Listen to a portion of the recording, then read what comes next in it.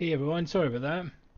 I think in the meantime, Sarah's just had some problems, to be honest. I don't know what's going on with NQ. Why is there no...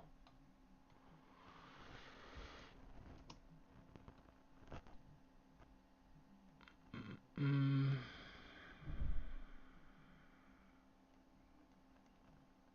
this looks really weird without the setup. I'm just going to default this and then remove it.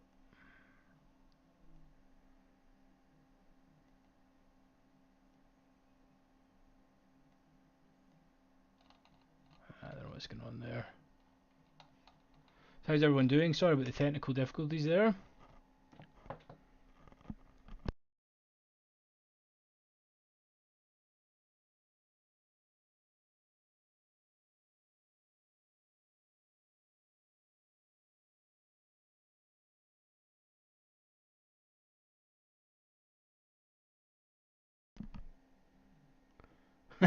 Fade Apex hacked me.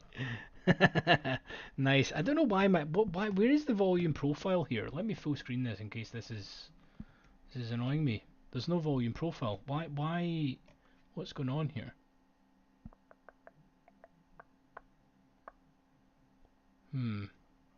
Weird. Did I miss anything exciting?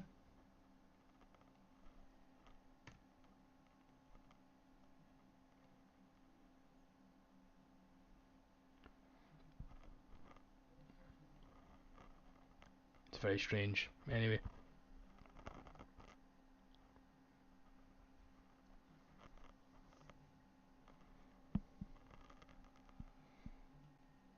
let's just make that a bit smaller then.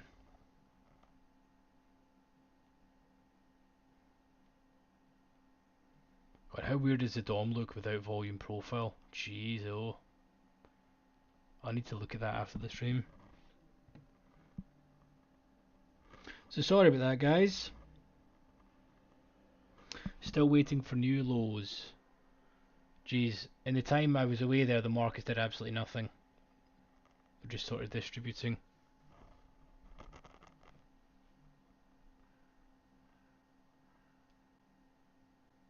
I'm going to quickly reconnect this feed because this is annoying me. Reconnect. See if this appears.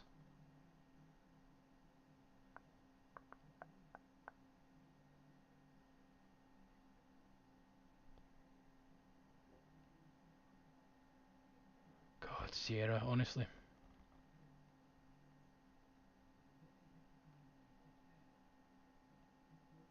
Technology is great when it works, huh?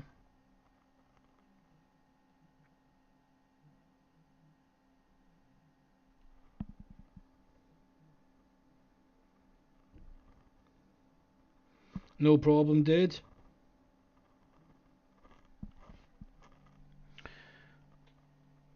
Tom, good question. So much harder on ES when the market's like this. To be honest with you, um,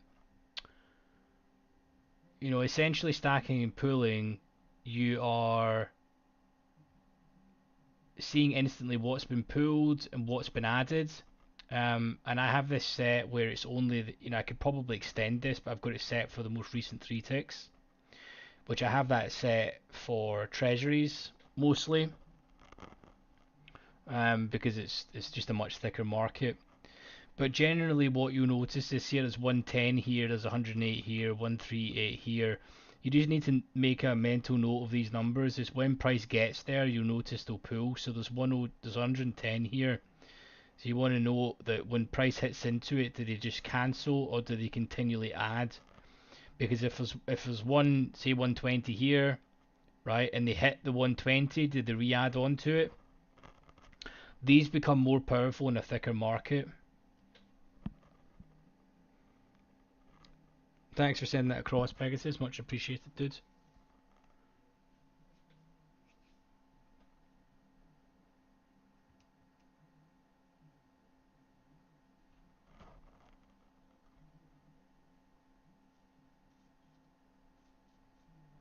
If anyone wants to take a stab at why this volume profile is not showing an NQ, because it's really annoying me.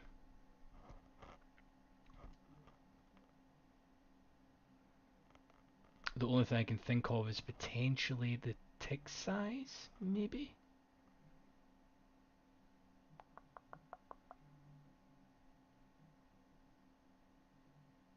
Hmm. No, it's not that. That's strange.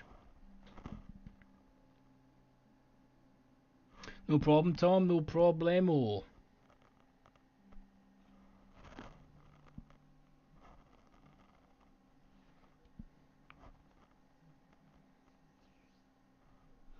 Also, I just received a ping that I think Rhythmic is down as well.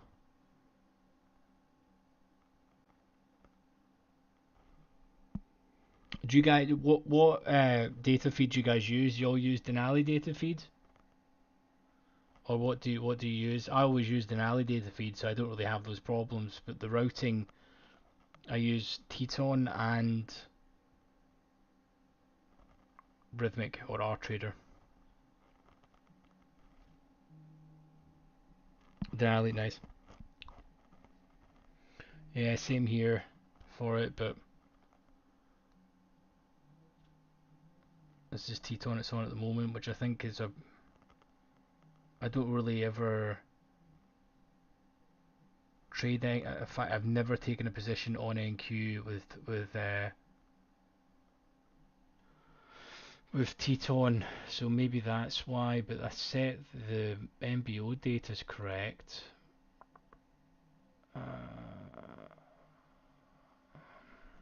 Confused. Confusing.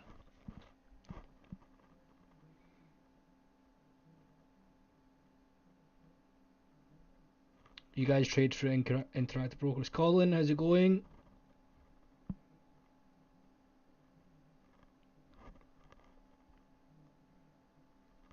Nice.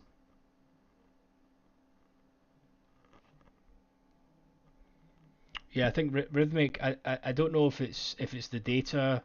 I can't comment on the data. But I think it'll be down for the firms, prop firms. So the order routing side will be down.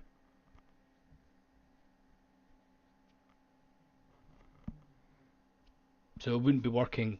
So I'm connected to Teton at the moment.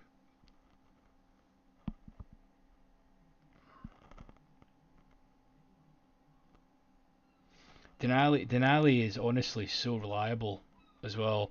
Do you guys know who they've white labeled for that? Because they've called it their own platform, but they've obviously white labeled the data. Do you guys have any idea who that is?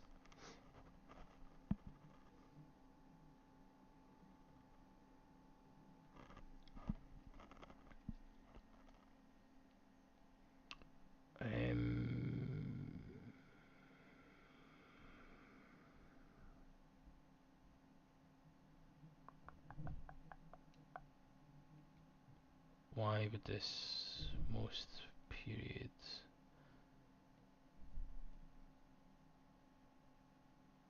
Strange. Very strange. DX feed, do you think so?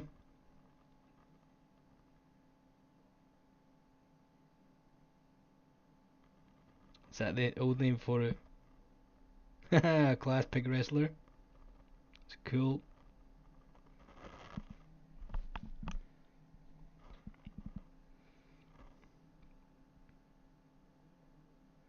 Hmm. I mean, they've definitely white labeled something, right? And then repackaged it with a margin built in. I mean, I would do the same, so they're definitely doing that. Good business move. And it makes sense that they've not done the, buy the package for the quick grab of cash, that they're trusting their platform, um, and collecting monthly fees. It's a good way to do it.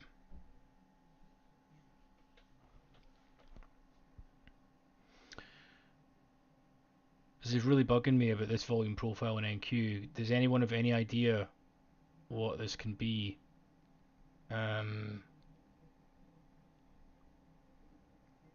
kind of stumped. I'll probably need to reset Sierra or something. But we'll do with the after stream.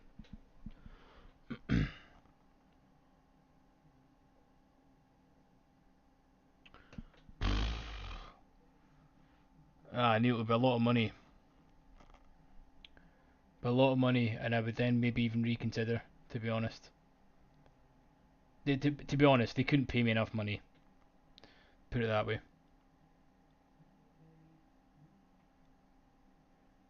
I'm not like Paper Pat and Trades by Matt, to be honest.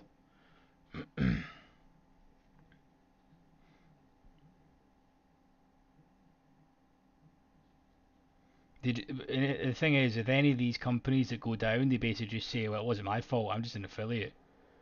But when you're getting paid so much money to refer them, your reputation goes down the pan as well. You're involved in it, you know? Sin, how's it going, dude?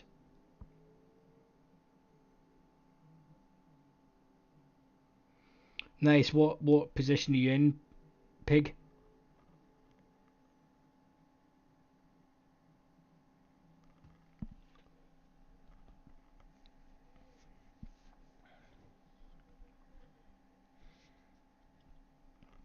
I mean, to be honest as well, Neil, I would rather recommend products that make people more efficient rather than prop firms. Um, and I would need to have used the firm myself, seen what they're like, and I've used Apex and it was a disaster myself. So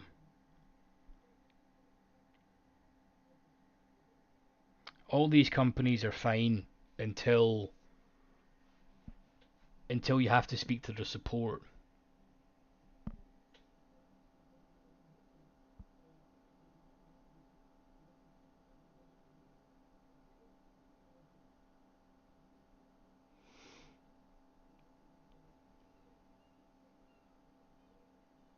Oh, Pig, you're trading equities. Nice, dude. Is it expensive, Colin? I've not really checked, to be honest. Um, I need to do some investigating at some stage. There just doesn't really seem to be that many appealing ones, you know. And if I'm honest with you, with Top Step, good firm, good setup, but um,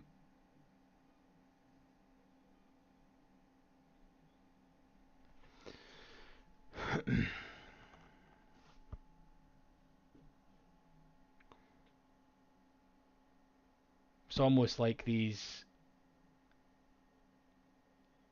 I don't know. There's just not that many great options, if I'm honest with you. Like long-term scalability with them is not that great. And it doesn't surprise me that the guy that actually works for Top Step is the guy that's the top of the leaderboard, that Dakota dude. You know what I mean? It just seems. I'm not saying the guy's not a good trader by any means, but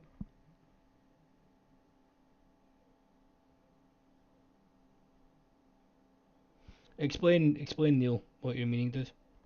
I mean, I do partially agree with you, to be honest.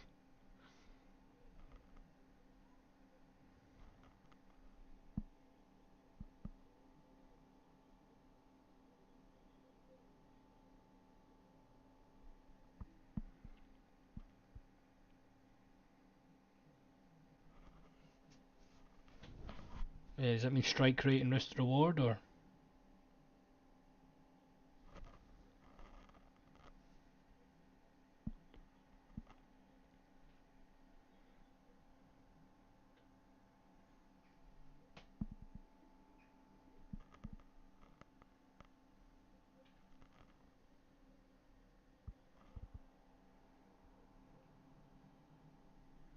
So let me know if you guys have got any other questions. Look at this price action: 5, 10, 15, 20, 25, 30.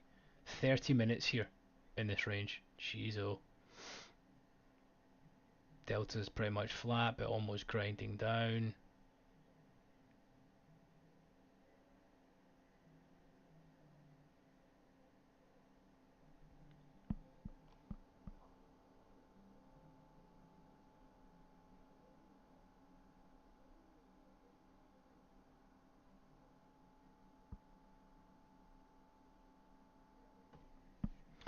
I would agree with that, Neil.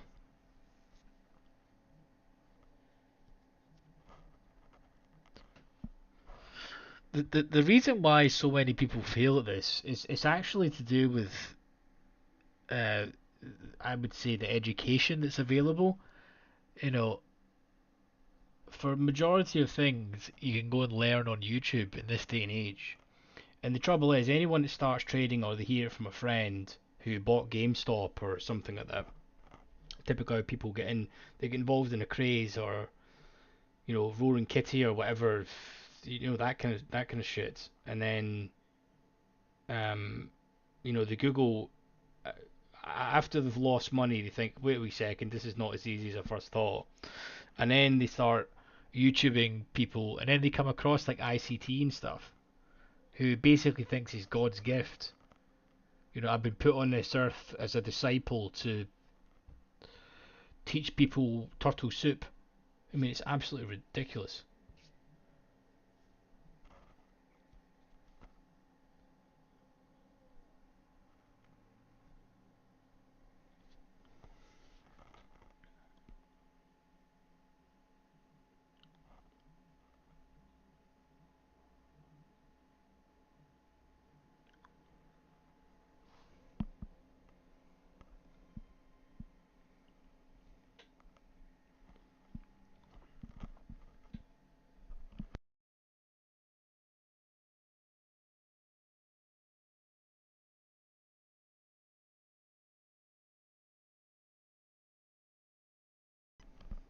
Hey, Sathya.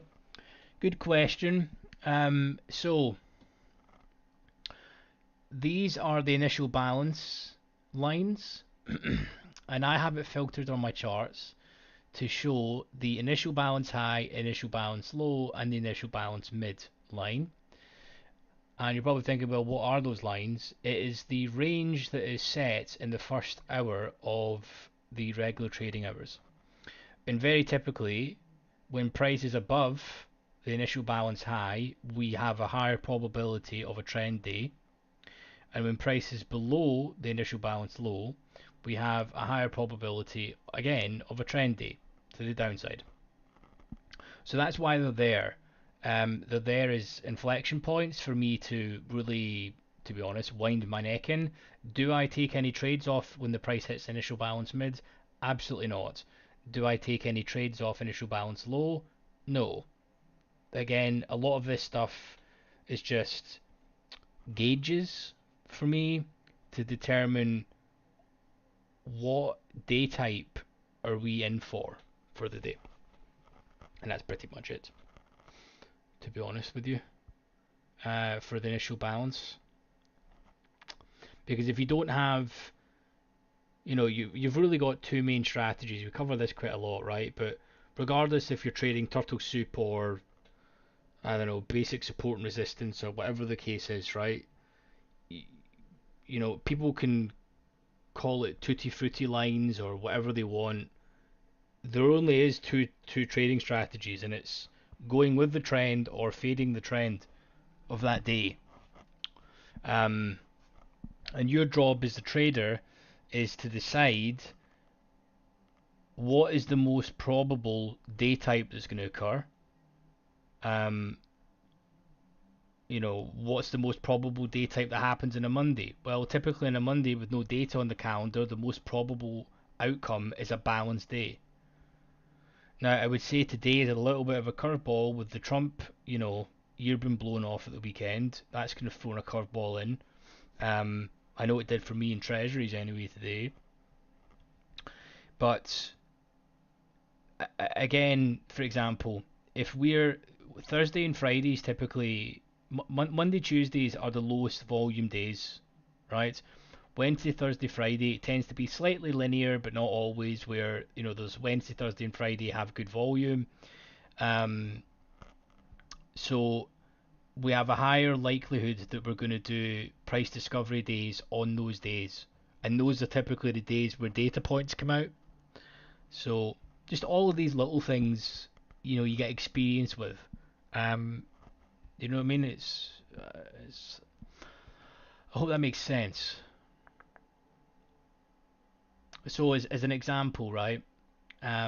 Here's a stat that I can tell you.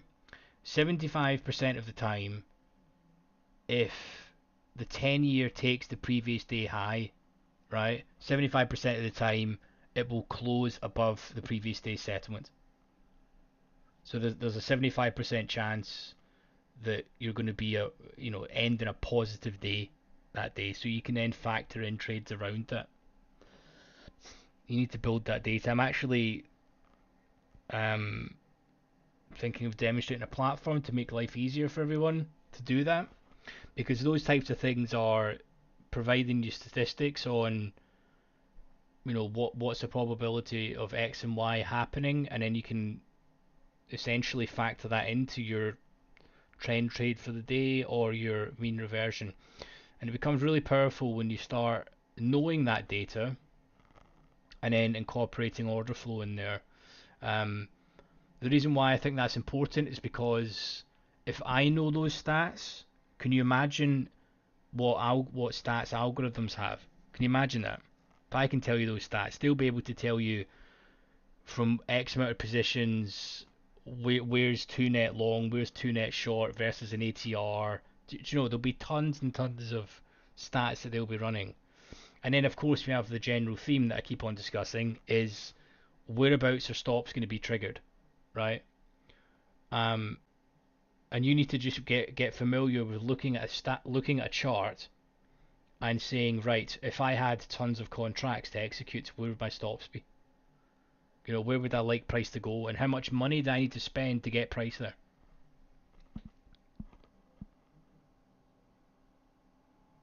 Is that bookmap? I'm trying to follow. Ah, okay, Pig. No, this is well. I have a version of bookmap. I'm more of a hardcore DOM trader, to be honest. I've learned that for years. So all the likes of bookmap is a nice way to look at the market. Um, it's just a different way.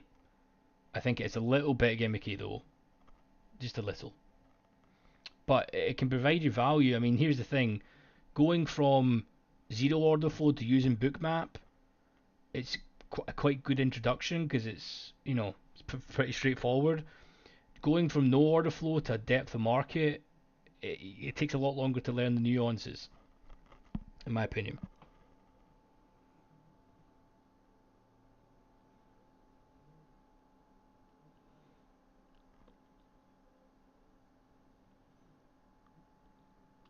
You got in you got into by seeing gurus on Twitter and seeing that they must be scammers, then wondering if you could actually make money from it trading.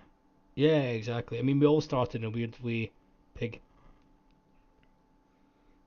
I started in binary options of all things. Also, they think they can easily make money knowing the smartest people on earth.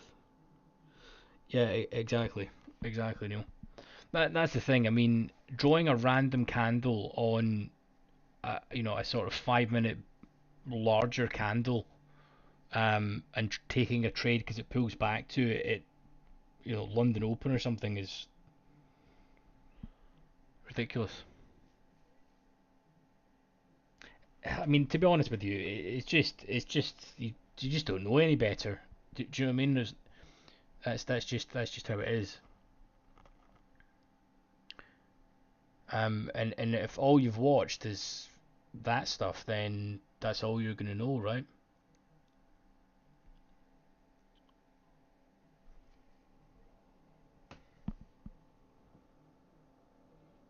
Oh, I think you should use L2, dude, especially on equities, man.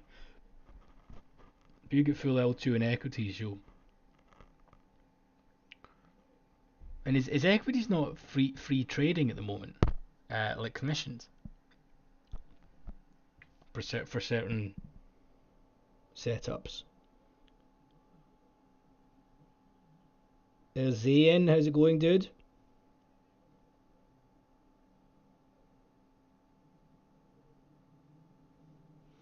Yeah, exactly, Pig. There really is no holy grail.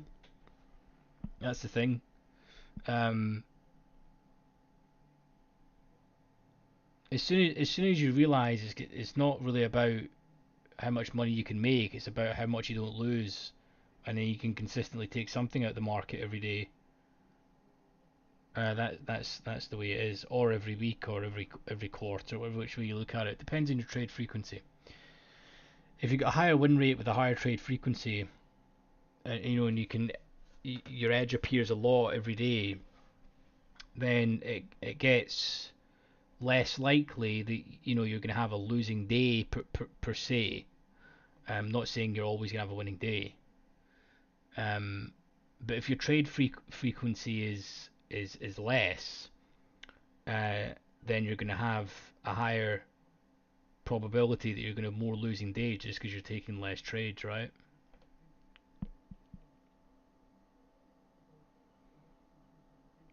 You're looking for 5 hour a day. Jeez, that's a lot.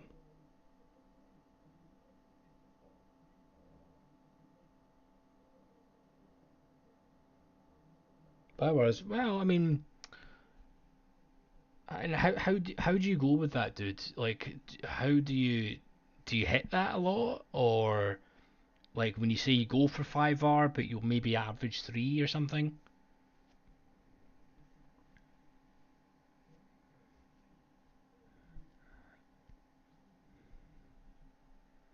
This is mooning right now.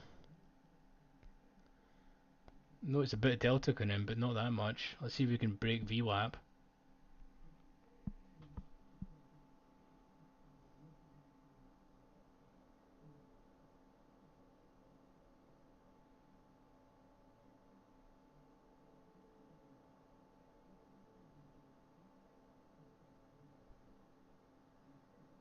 Right, looking right. Okay. So is 5 hour for you like a fist pump, get the pom poms out day? You know, like on average, are you like you're looking for 5 hour, but you're only taking like two? Like what's an average return um that you would have? As it's always good to have the benchmark set high, so if you fail it, you still make a couple of hour, right? But 35 hours some week, especially in the summer. Gee,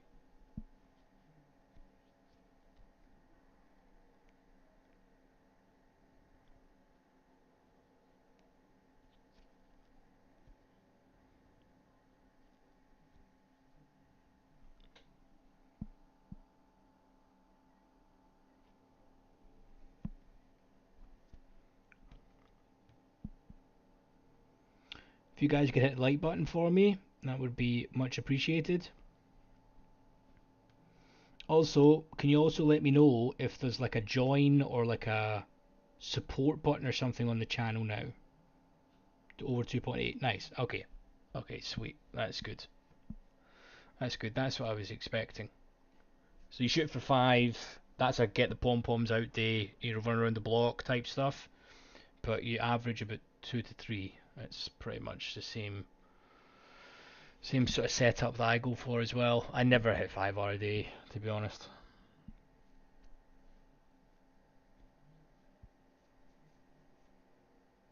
Went to the blue moon.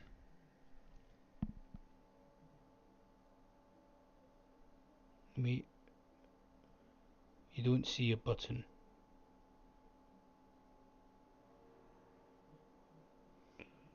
Hmm.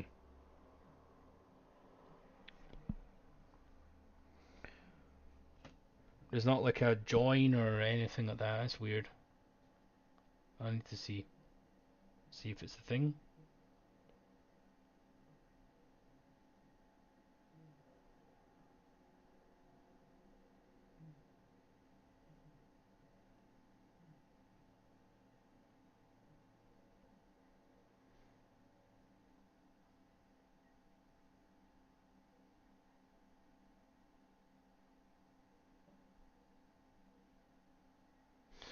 I I got some.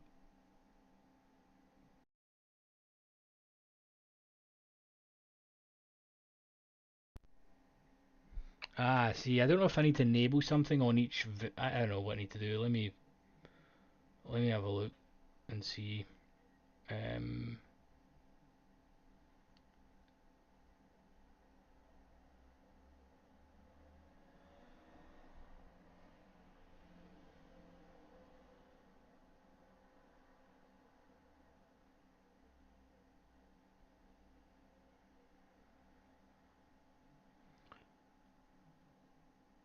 but yeah, no, it's good going, pig. Definitely good going, dude.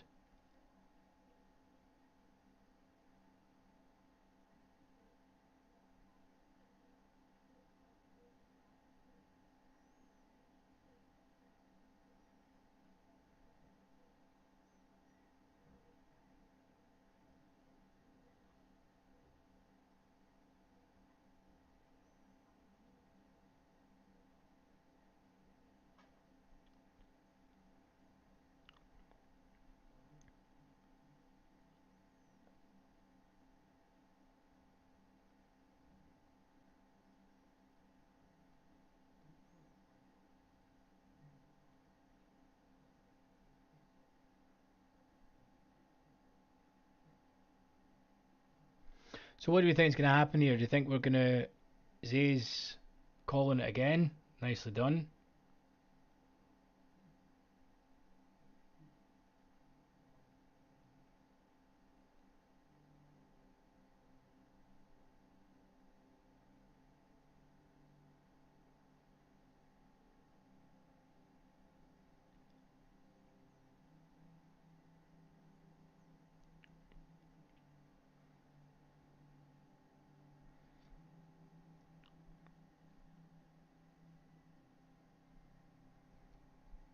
I'll see if this...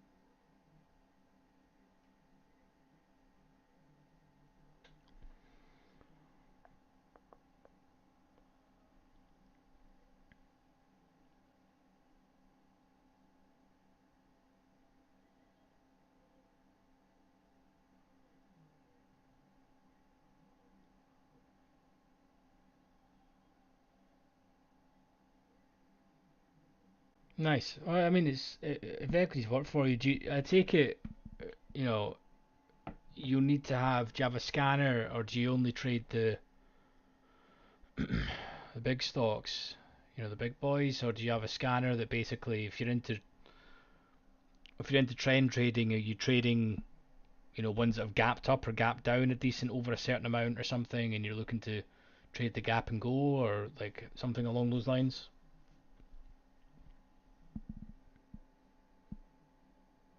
Right. Okay.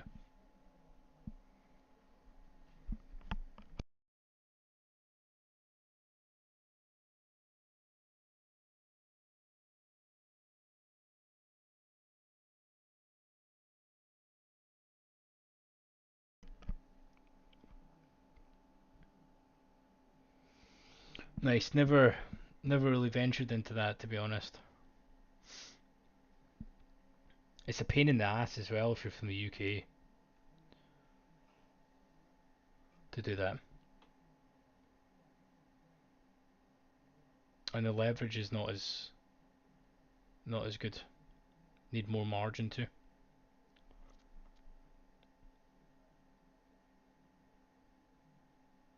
But concepts are all the same, just a different product, right?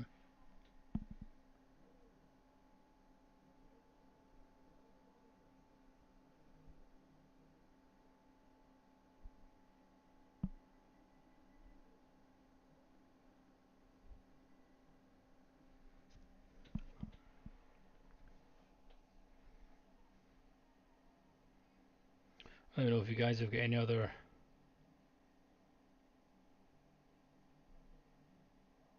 questions.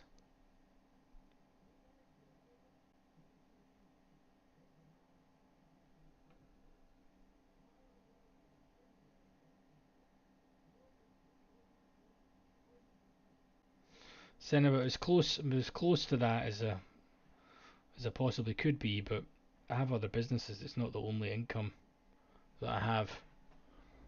I think trading as your only income is it's pretty stressful, to be honest with you.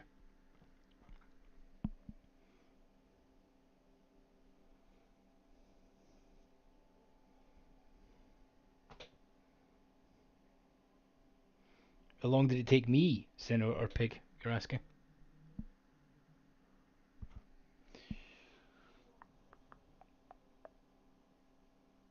Nice trader boy. Glad you liked it, dude. Did it make sense? Because I know there was quite a lot of great setups with Delta, or not setups, talking points, um, but Delta in the last couple of streams. Me. So um, it took me 2 years at the start just to get my finger out and realise what the heck I was doing, and it took about 2 years from there to start going with the flow, getting things sorted, you know, and then I think it was about the fifth year is when it really started to turn around and sort of move on from there.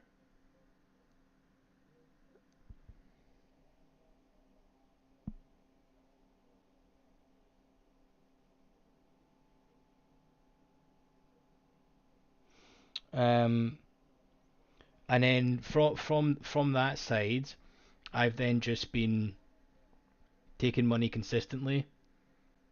Some months you have good months, some months you don't. But the one thing I would say is it's never been my only income. That would be crazy, to be honest. I can't. Um, it's much easier to trade when you've got other income. When it's the only thing that pays your bills and pays your mortgage, it's it can be quite taxing.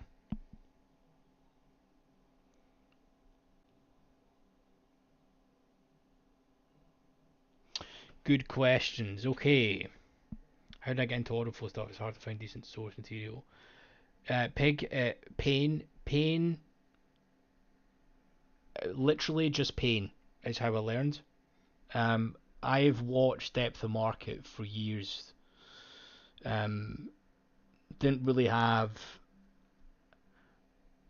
never really had like a mentor or anything like that. Obviously there's a couple of people, the stuff's quite good. Like, some of the stuff with Axios, it's not that great. John Grady's stuff is great. I've not had any of his courses. I've checked them out in the past, but they're all fairly. It's all it's all fairly. The concepts are good, but stuff is a little bit outdated. But he's a good guy. Definitely knows his shit.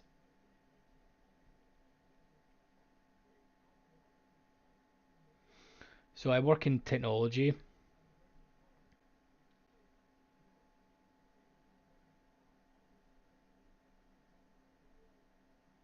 How long do I trade an average for a day? So typically, I don't really trade pre-market.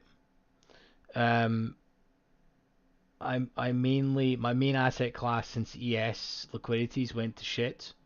Has been treasuries, and I'll typically start about 7, half 7 a.m. US time is when the volume starts to kind of come in, and then depending on if there's any data points coming out, if there's none, I'm done by 1 p.m.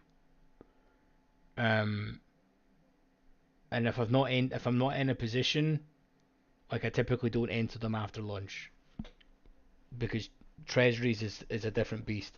And then I come on here and we hang out, but the time right now for me it's like 7:45 in the evening, so I'm pretty spent. I've had a full day, so unless something glaringly obvious comes up, I don't really trade it. But I'm a big fan of trade the hours that you make money at, do it for a number of hours so that you're efficient, you're vital, and you can make the best decisions.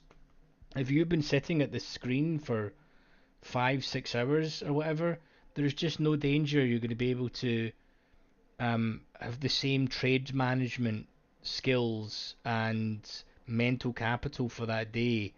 If you've been there for 6 hours versus if it was your first hour in the session, right? You need to almost treat it like a normal job. If you're packing shelves at Amazon or whatever, you're you don't stay after 5 o'clock or whatever your allocated time is, and you need to journal. We covered this in the journaling videos and stuff, but you need to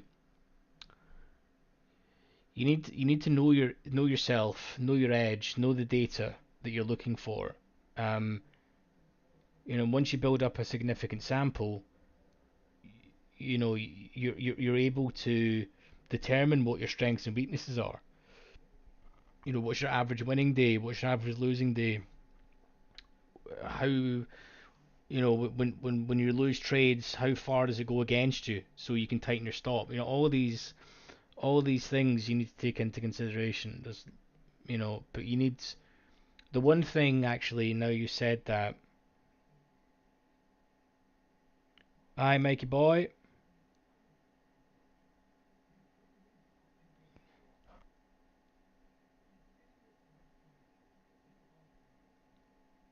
Jengi, not for trading. I don't, but my salaries and stuff are taken care of through an entity that I own. Yeah.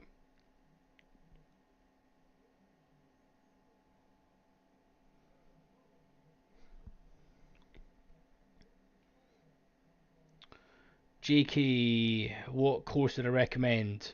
I would recommend you go to the description of this video and click on the playlist here. This has been filmed in the last 3 months, and it should give you an insight into what's up to date. I don't recommend that you go and pay for courses, to be honest with you. Um,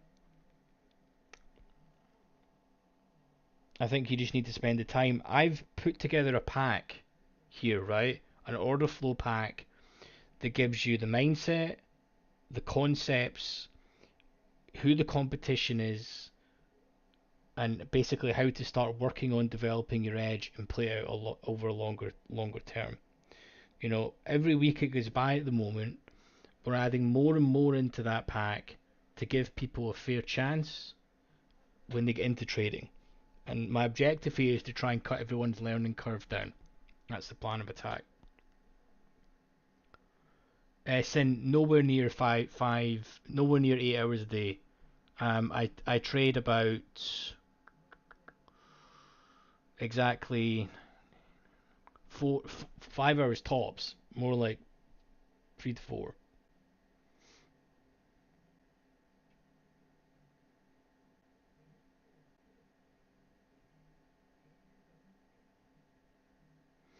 Mike, glad you're back, safe and sound, dude. That's what I like. Yeah, I do look a little bit fishy. I mean, bear in mind they were the old Futex guys from many moons ago. And then I don't know the exact setup that happened, but they disbanded, and I don't think it ended in great terms. And now they're almost trading they're just doing an education program, and with far too many screens, may I add. You don't need 8 screens in front of you. It's ridiculous. but good setup. I think it's beneficial. It's a good place to start. A little bit overpriced, but if you want to have everything in one place, by all means. I hope I win the lottery too, dude. Yeah, I mean, honestly, after 5 hours of sitting in the screen, watching depth of markets, and my standard setup is I look at um I look at the 10 year as my because treasuries are so correlated. The 10 year is the most liquid one. I look at that in market profile to gauge, where's value, where was last week's value area, so on and so forth. I then drill down into weekly profiles for the 30 and the 10s. I map out the key levels for that session, um, and that's it. Maybe I'll flick to them just in case I've not been at the charts, and I'll see what's delta looking like. Are we being absorbed? Is delta following price, and so on and so forth. It's like we discussed in that recent video. And then that's it. I just watch the DOMs, to be honest. Which one's leading, which one's not.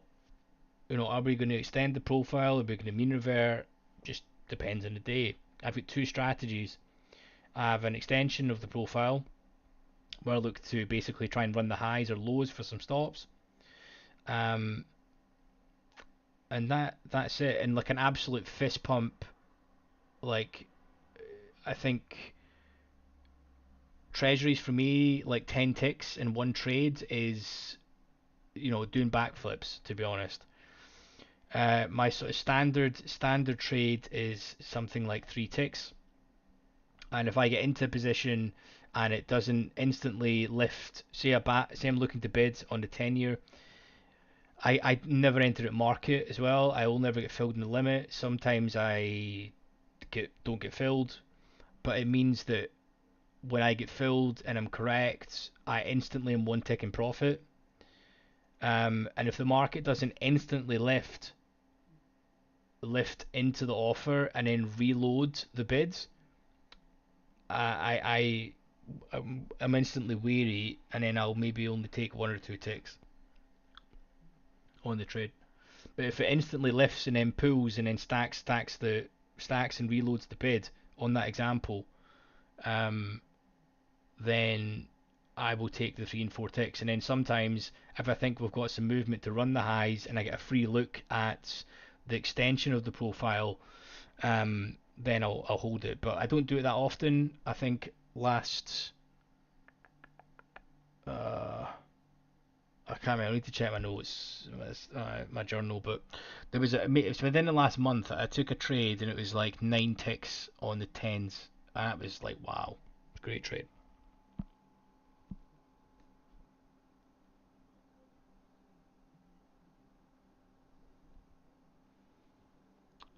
I do not. Pablo, do not, buddy boy.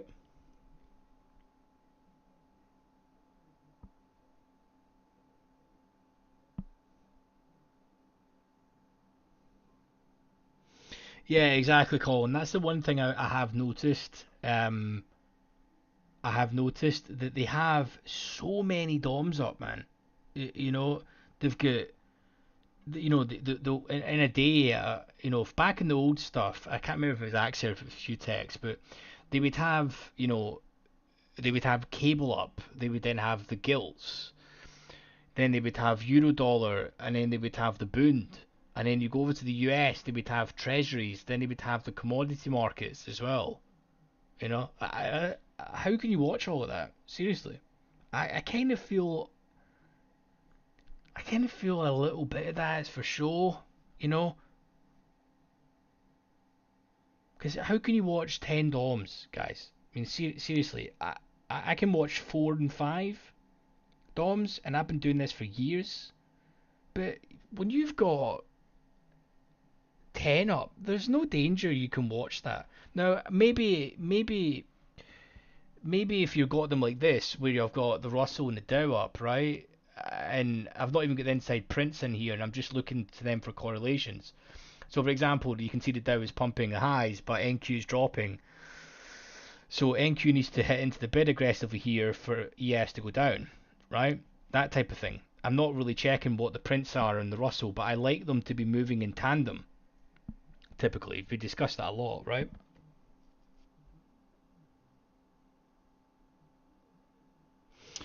Uh, JK, if reload it, so you're reloading the bid. Um, it's completely different in treasuries, man. I'm not gonna. If you go back to the start of the stream, you'll see. It's the previous stream, before the internet cut. Treasuries is a completely different beast. You know, your 4K bids and 4K offered, like you know what I mean?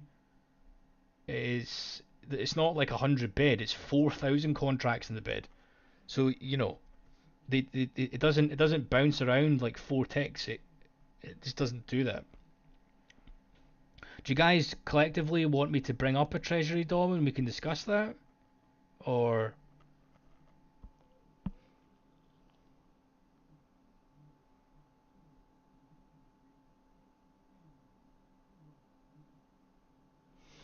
hello redemption? How's it going, dude? Yeah, I think you can export some stuff, man. I think you can export it, but you'll be able to do it at sim though, right? I don't know. My advice would be um, if you've got some money, just go and get like a 25k account from one of these firms. It's like $20 or something, or $30, and execute on there. And the reason why I'm saying it is expect to lose, right? Because gets you in the fields. But if you lose and only go in with one contract, and here's the thing: if you're trading the 10-year, dude, and you're going in with one contract, and even you're doing a 25 or 50k, it's going to take you a long time to go busto, right? The 10-year is like 15 and a half bucks a tick, and if you're only trading one contract, it really moves like, I don't know. It depends on the time of the year. At the moment, it's about 27 ticks roughly a day. At the moment for the summer months, but the ATR is about 40 ticks on it.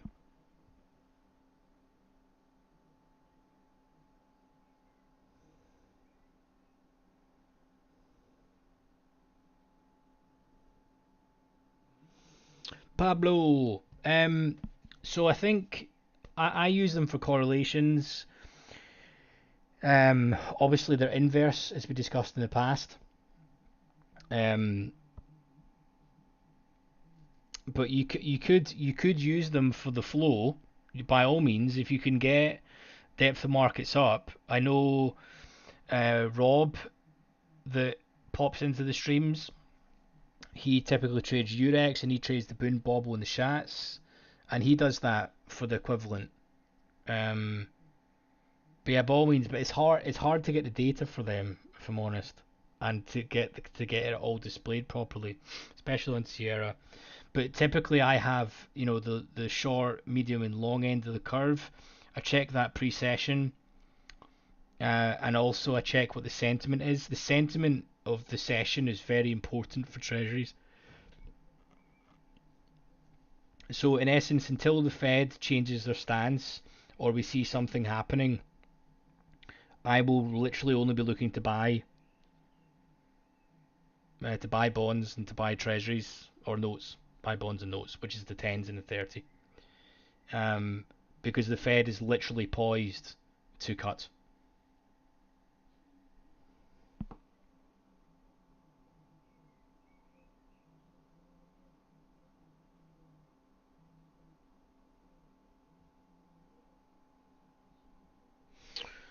So you guys want me to do that? Okay, give me a second here.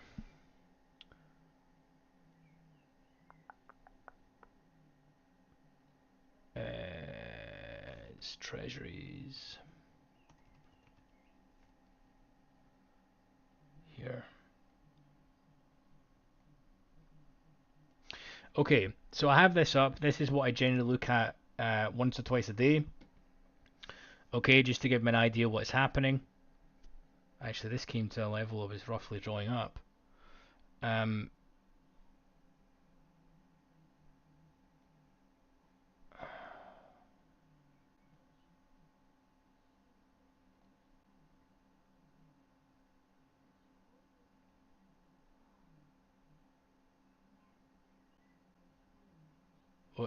what's going on with my charts here?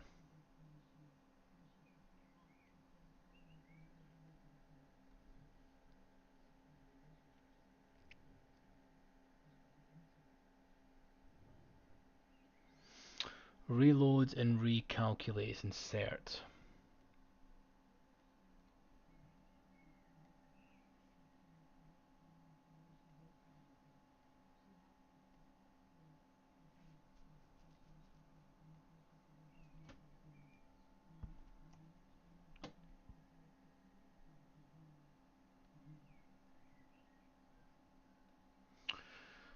We're scuppered.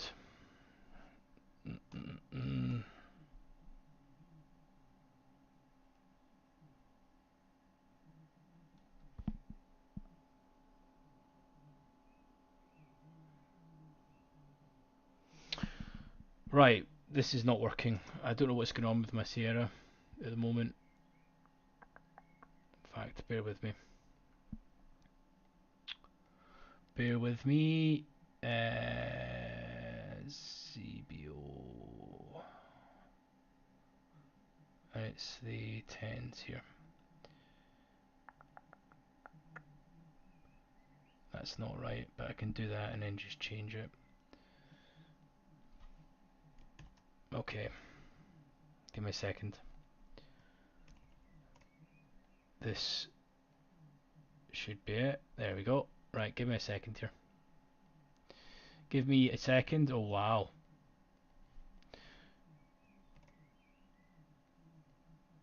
It would be that this outage has screwed up my stuff. Give me 2 ticks here, guys. This was meant to be simple. But, and it's UB. I need to do this anyway. If you guys can talk amongst yourselves a second.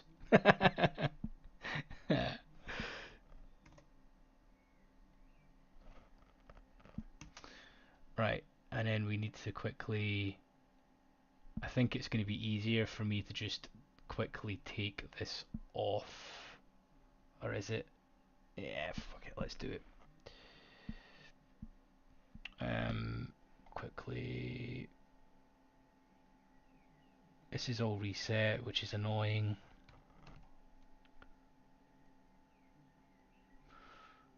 And then ZB is to minimum. Make this 50.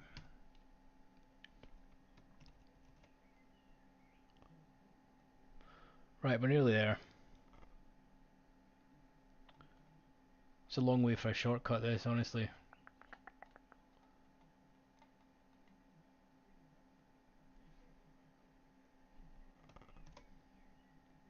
Do you know what I've just realised? This is the wrong, it's the wrong instance that I've got up. That's why this is happening.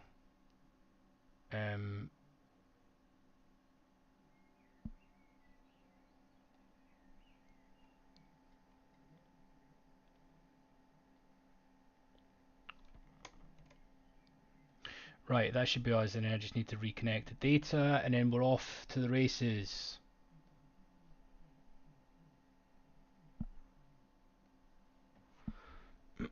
Right, this should sort itself out now. There we go. Okay. That was certainly a long way to do it. Okay, so they turn the algos on at this time, right? So it's why you can't see this. So let me just drag this out so it's not as fuck it. Won't bother. So anyway, in the tens, right? The reason why I typically finish at 5, I finish at 5 o'clock my time, right? Which is like 12, 1 p.m.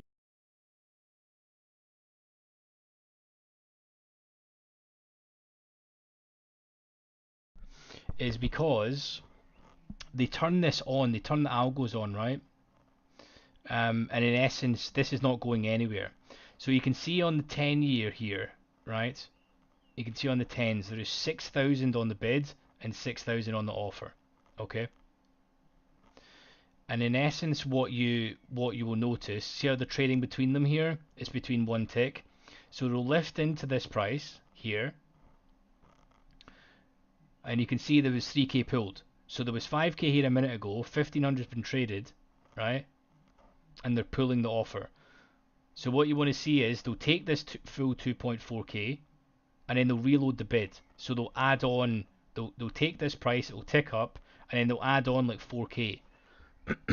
So this is the four DOMs that I watch in a typical session, and you can see they move really in synergy with each other.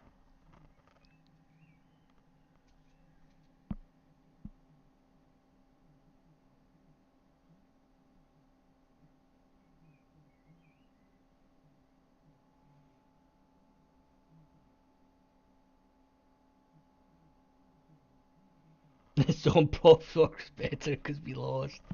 That's great.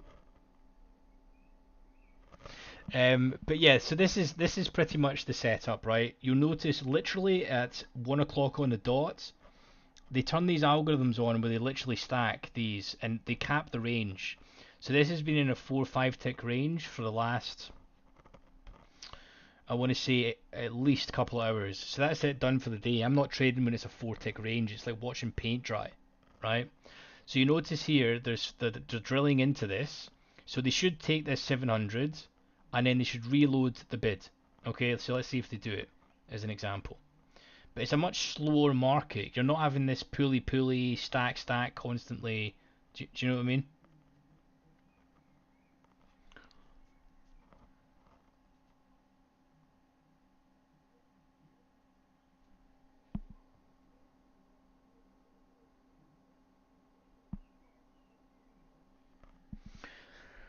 And you can see how along the curve how it changes, right? So this is the 5, this is the 10, this is the 30 year, and this is the ultra. Okay, the 30 year is a lot thicker these days, which is great because it's the best tick to commission ratio. The ultra not so much, because it doesn't take a lot to move it, and the ultra is basically the NQ of treasuries.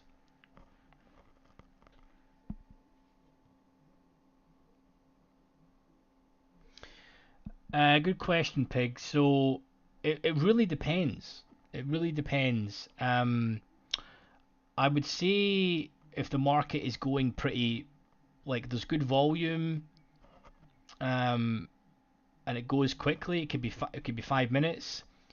If I take a trade that's pre-market, it could be 20 minutes. But really, the average I think across the board is probably something to the tune of about 20. But when the volume is much higher, um, it's sometimes 2 or 3 minutes. To be honest, it just depends. Um, it just depends. And as you can see, I've only got the most recent 10 here because Treasuries doesn't move that much. It's kind of triggering me that this is covering this up. But you can see look at the size that's just waiting at these prices, right? So the market doesn't, put it this way, at 29.5, with there being over 2,000 contracts, no one's going to take this out and then take this out. Right, so there we go. They just took 900 there, right? Lifted up. They reloaded the bid at 400, then pulled, and that was taken. So they should beat this time. So they take that up. You see how they reload the bid? So you take that, they reload it. You want to see them press into the next one, and then they pull, but they're not. They're pulling the bid, and they're selling. So this is the problem at this time of day. It doesn't do anything. But when you're seeing that, when it lifts into the offer, right, they should be taking that 800, then they should reload the bid. Then they press into the next price, that then gets pulled. They'll then try and hit into the bid, and you'll see the bid then hold firm, right? And if you manage to get filled, say here, that's going on, and you can then just ride it up. That's typically how it goes. And when the Treasuries does that, it tends to just take the next price. So see how they've now just added 2,000 here? So you want to see what happens if they press into this. There's 6.5k here around it. You want to see what happens when they press into this, if this dissipates. So they trade one into it. The algorithms do this all the time to test it. That's why they do that. So they're basically testing what I've just said. That was 6.4, 300 have pulled. So if they hit a little bit more size into it, you want to see if this 6k turns into like 2.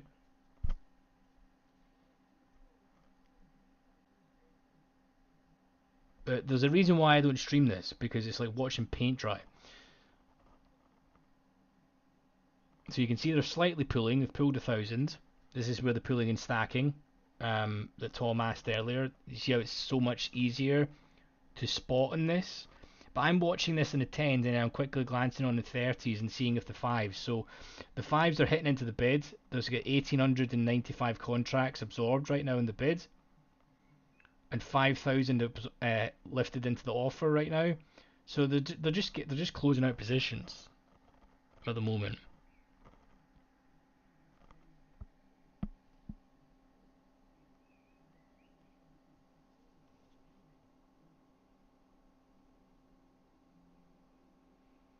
Yeah, Pablo, that's it. They cancel them. That's what they're doing. So this is a bad time to discuss it, but like generally what they'll do, if we use the 30 here because it's cleaner. So watch over here, right? So we can see there's 780 right now in the bid. They've traded 239 into it, and now currently they're ticking in. So you can see them. So they've just taken that full price. They've taken 1,212 contracts and then went offered. They're then now saying, right, I've already taken this. I'm now reloading the offer at 1242. So they tick into this. Note there's an MBO order of 268 that's meant to be real that's sitting here. So what you want to see is the offer been continually reload and then press into this 2765. And when they press into this, you want to see orders cancel, right? So now they've just pulled the offer. 600's traded. Now they've stacked the bid. This is not going anywhere. But when the market's at the peak volume time, probably for the first 3 hours or so of bond open, this stuff you'll see them press in here, right? So they'll press in, and then as they press in, like 1,000 will cancel. So you're saying, right, so they've cancelled 1,000 on the offer, right? And then you want to see them reload the bid. So they just added 400 onto the bid. You're constantly watching this to see, because treasuries, these 4 DOMs are as correlated as ES and NQ. You know, you guys watch that if you're not familiar with it. That's just how it works. So they move in real tandem with each other. Sometimes the 10 will lead, sometimes the 30 will lead, and UB will lead. It just depends. There's not any real way to know which one leads. It just depends on the day.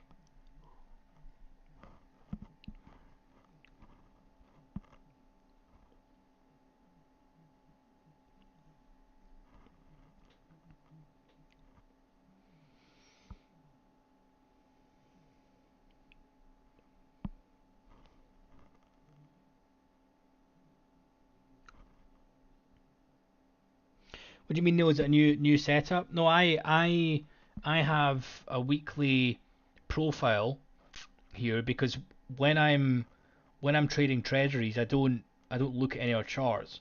So these are there just to gauge for me where we're at in the last couple of weeks with the volume that's traded. And I only execute on the 30 year and the 10s. Very well, sometimes seldomly trade the ultra.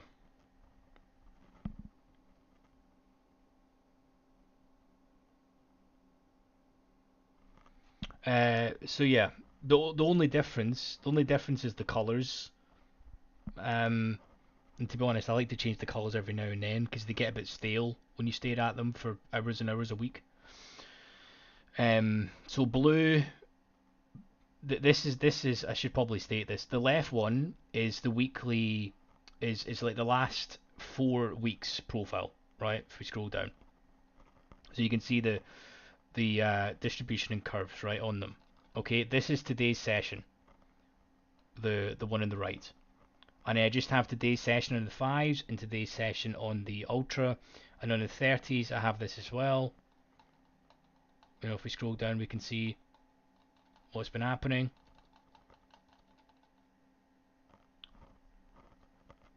But you may be thinking,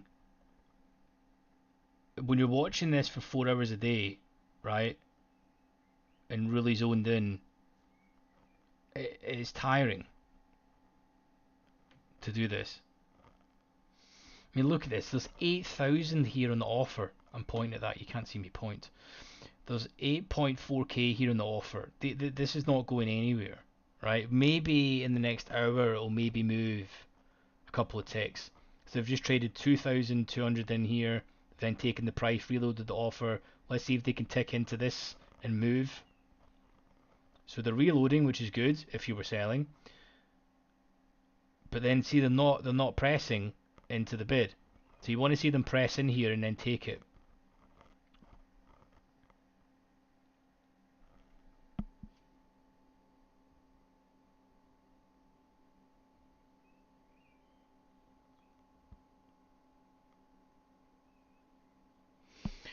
Any way to identify? Not really, no. No. With treasuries, like, they'll leave, so you know you're then just the same concept, man. Are they lifting the price? Is the offer weak? How is the delta? Where are we for the context? What's the stats in the day? It's no different. The only difference with treasuries and ES is the book, and it doesn't like violently move through price.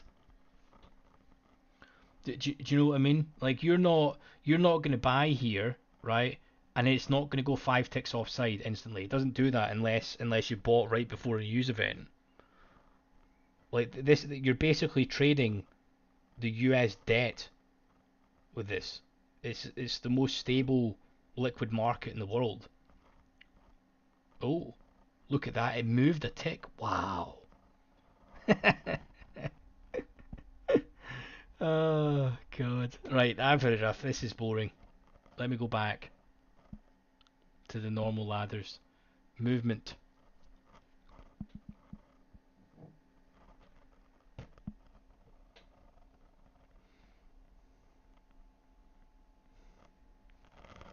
So, and you wonder why I don't stream treasuries. Honestly, look at it. We sat there for 10 minutes, guys, and it moved 2 ticks. Seriously.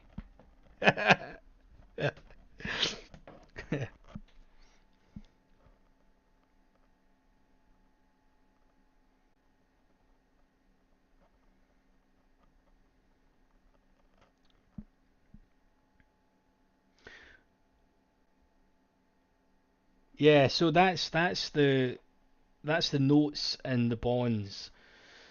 I don't trade the curve directly, but I use it for correlation. Of course, it moves inverse to notes and bonds.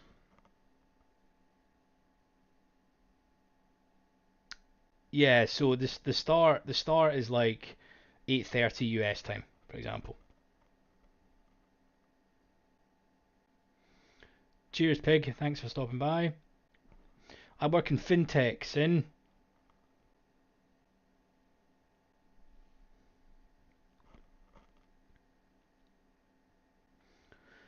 the regular trading hours for treasuries. I just see it as 8:30 US time till same. I think it's actually 8:30 till 9. Oh, sorry, 8:30 till 4. I'm saying 9. That's my time. I'm crossing the boundaries here. It's 8:30 US till about 4 p.m. But I just run it from 8:30 till 5. All the volume dries up after 1 p.m. So yeah.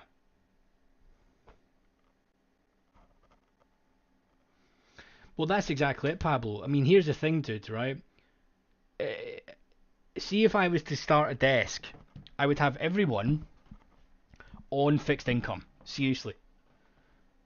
Because if I go out to grab a spot of lunch, you guys are not going to have lost the farm. Do you know what I mean? I can say, guys, what you want for lunch? I'm gonna go and grab, a bite to eat, and I'll bring back some nice cakes. While I'm doing that, you know, the world wouldn't have blown up. I'm only joking, but it's just much easier to it's hard. I don't know. It's hard to explain. It's just a much more predictable, slower, peaceful market to trade. Now, don't get me wrong, guys. Monday, Tuesday, Wednesday of last week, the 10-year for 3 days was in a 20 tick range. Can you imagine 20 ticks? Nasdaq moves 20 ticks in 3 seconds.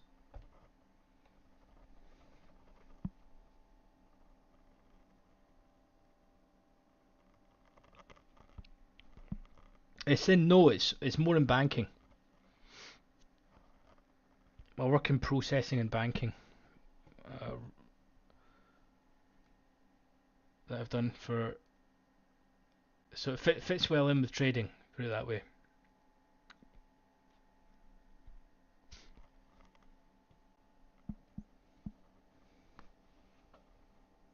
I wish I could code, dude, because developers are extremely expensive.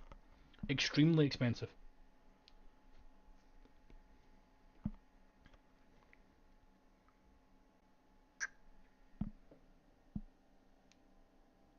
Fully remote, yep.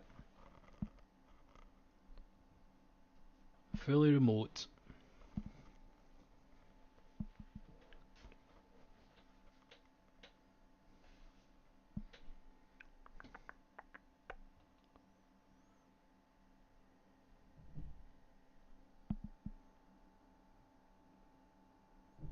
Oh, nice.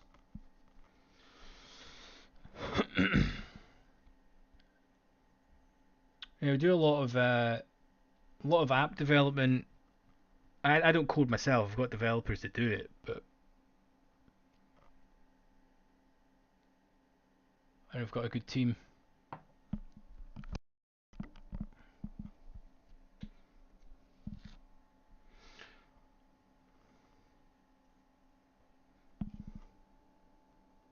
So let me know if you guys have got any other questions. Hopefully I didn't bore everyone to tears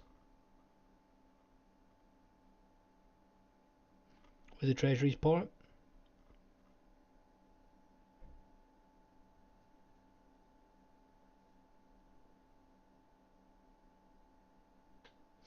Mm-hmm.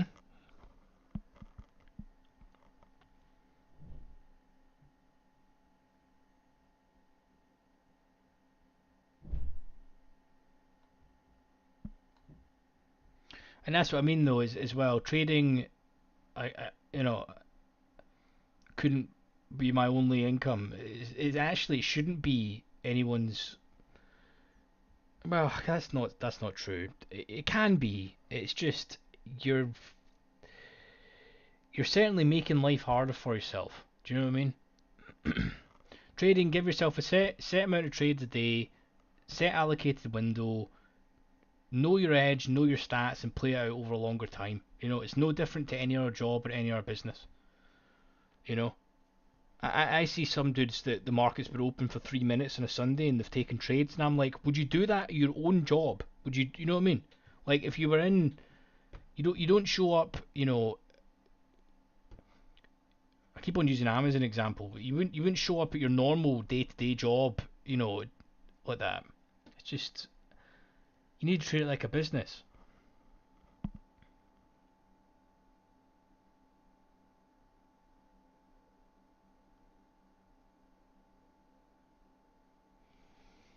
Would you mind recommending for someone new order flow rather than invest? Ah, good question, Tom.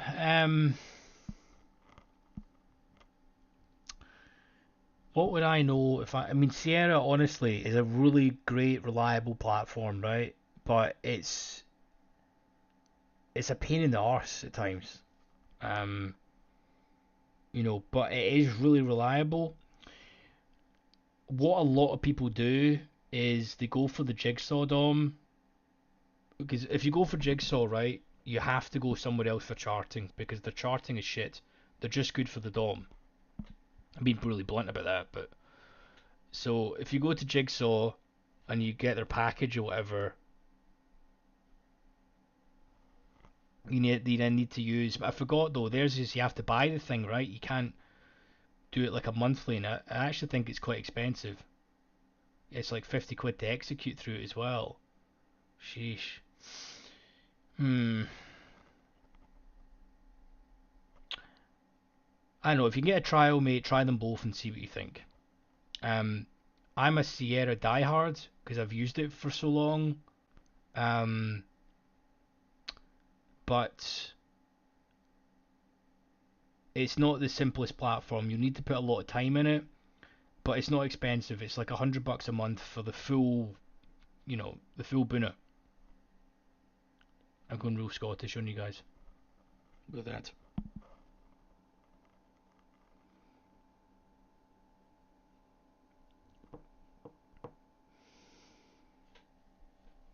So then you should always diversify your stuff, man. Always diversify. The one thing I would say about trading, doing it yourself, is it's very lonely. Because as you know, probably the fact that you guys are all into trading, you probably don't know anyone out with, here, for example, that is into trading. So that was the premise for creating the channel as well, was to build a cool community and to try and shorten people's learning curve. That was the two main objectives.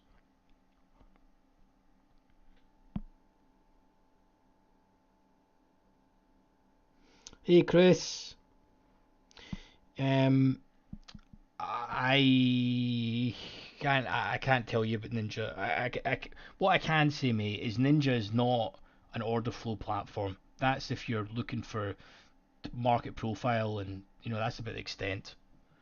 If you want order flow, go with Sierra, Jigsaw, or Bookmap. I would probably go with Sierra or Jigsaw.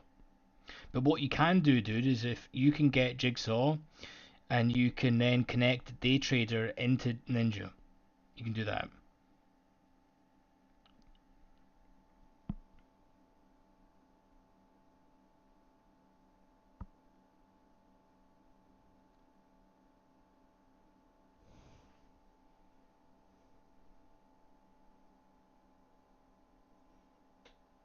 No problem. But yeah, this basically what we're doing here is regardless of what strategy anyone in here trades, it can be refined and improved upon with order flow. Simply. I don't care if you're trading fair value gaps or anything. You know, if ICT had a brain, he would probably incorporate some form of order flow in there. But the trouble is, he does that for CFDs as well as futures. So it's just all. Basically, what I'm getting at is if you're trading any strategy, you can refine it, which helps you with some of your winning trades and keeps you out of the bad ones.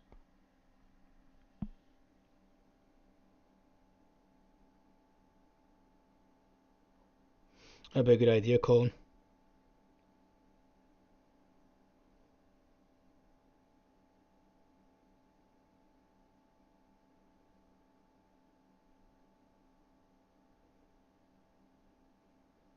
Exactly, Sin. 100%.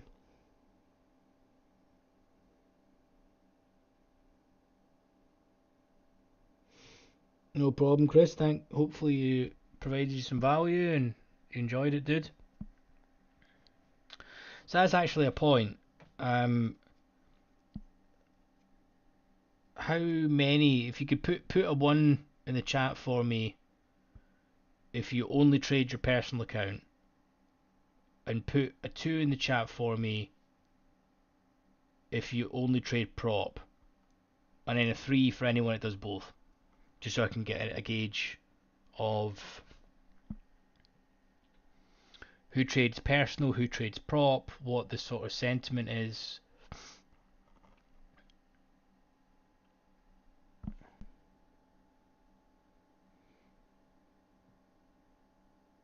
One was personal, two was prop, three was both. on moving to prop.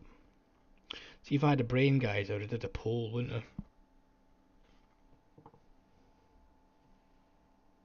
Oh, that's the thing button. See, there's a little thing down the bottom right. There is a beside. That's not very advertised very well, is it? Beside the emoji, there is a super sticker. What does that do? Make your message stand out. Oh God, you can send stickers. Jeez, oh. Sorry, guys, I was pressing buttons. Can you put GIFs in the chat? Can I enable that? No, I've never seen GIFs in a YouTube comment before. But you are, so you're doing both. Okay. Seems to be, so there's a number of you that trade personal, that's good.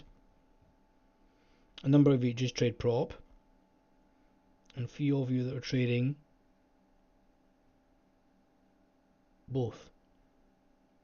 I trade both.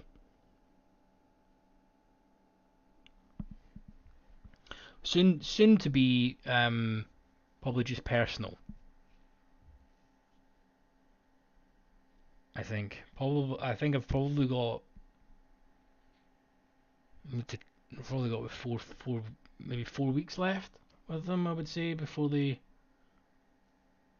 call me up. Once it gets over a certain amount, they'll definitely call you up. Try to stay under the radar, to be honest.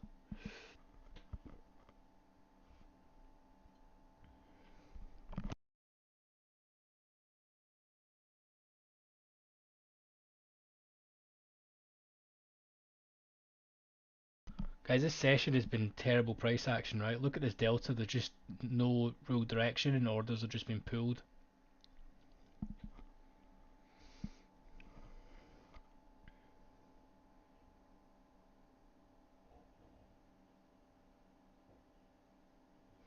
That's the problem, Tom. You can't. So I already have my own data for everything. I don't need their data by any way, shape, or form. But that's one of the reasons why when they switch to live, I'm contemplating not even doing it. Because I don't see the point with that. We discussed that earlier in the stream, but I think, in order to be a professional trader, my opinion, you should be working for a fund.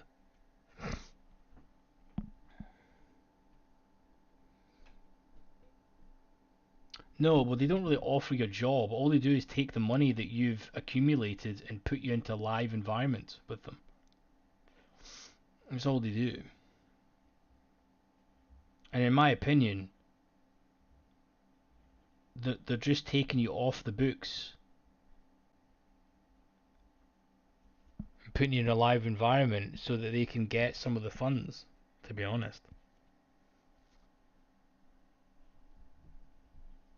And as soon as you're put in a live environment, you're no longer a liability because you're actually taking money out of the market.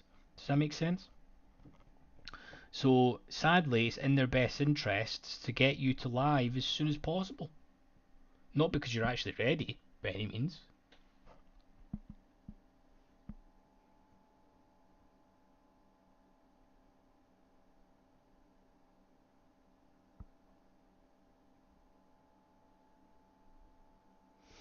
JK, what did you?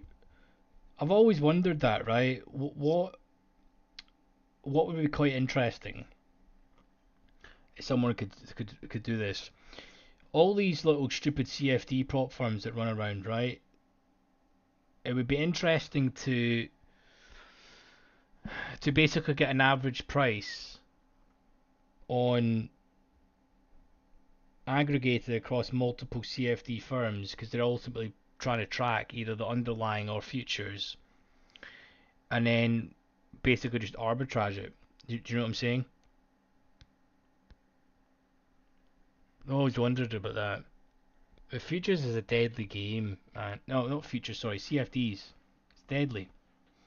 They widen the spreads and charge you. It's not ideal. Chris, who's the preferred? So I use the one that's been around the longest. Put it that way.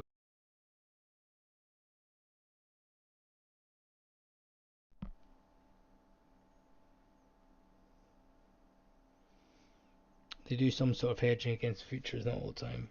Yeah, I think so, Dan. Right, we're dumping a little bit here, right at the point of control for the session on TPO. So JK, I'm meaning right. So we know that the CFDs, right? So say you're taking like ES for example, centralized exchange. You and I and anywhere else sees the same book, the same price. It's all centralized. CFDs are not. You can go to, you know, Bob's broker and it'd be slightly different to John's broker to slightly different to the CFD prop firm that you're trading, right? And what would be interesting is you're saying about the arbitrage is some of these prices are going to be out just because the data shit or the latency or whatever the case may be. So if you aggregate 3 or 4 of the CFDs and then compare it to futures and see which one's lagging, and as you discussed, then hit it. What that basically is what Tom Dante did many, many years ago, but he absolutely abused them for it. And that's not going to be, that loophole's patched probably 10 years ago, maybe more.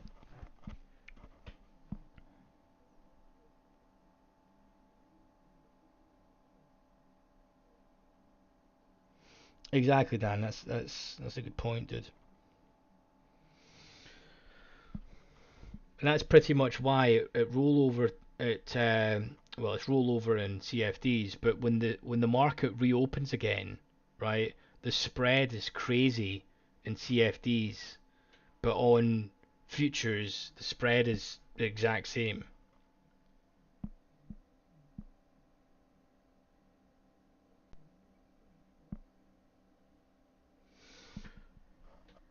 And were you just doing something similar to what I'm saying there, JK, where you're basically taking one price that's and you're just arbing it against CMC or whatever. And were you spread betting? Going by when you're with CMC, sounds like you're from the UK because they're typically a spread betting company, right?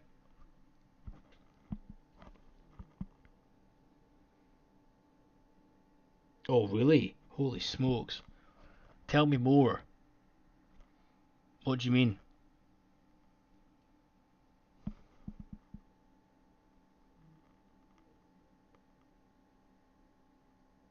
Spread betting, right? Nice. Right, just as you're saying that, the market is dumping here, so let's. I feel like I've done a lot of rambling this stream, not a lot of order flow discussion, but it's been nice.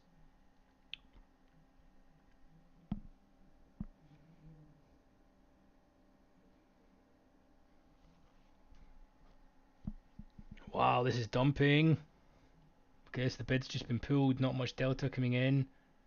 Probing initial balance low. Ooh. Well, let's have the sweeperoos down here.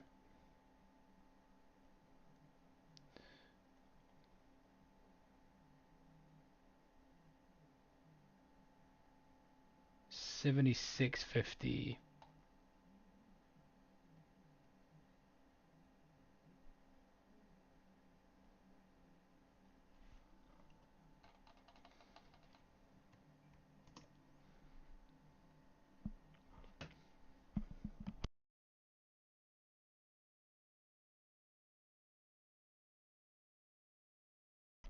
Yeah, yeah, sure thing, dude. Sure thing.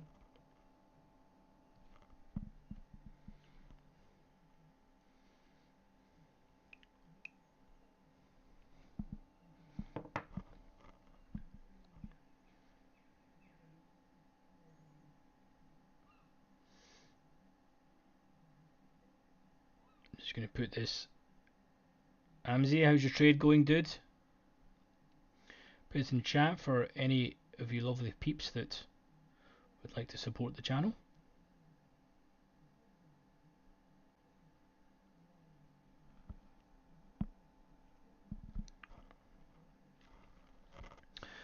My email is in the bio of the channel.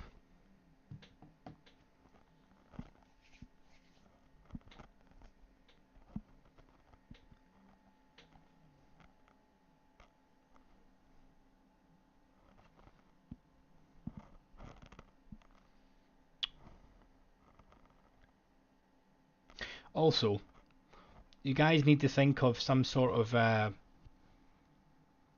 membership thing for YouTube that I can do to provide you value. Any ideas? Let me know. Or do I just have one member? Like one member and you guys do it to show support, or is there any way that I can do it to provide extra value? What do you think?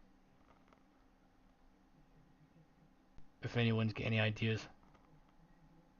Good to get feedback from everyone.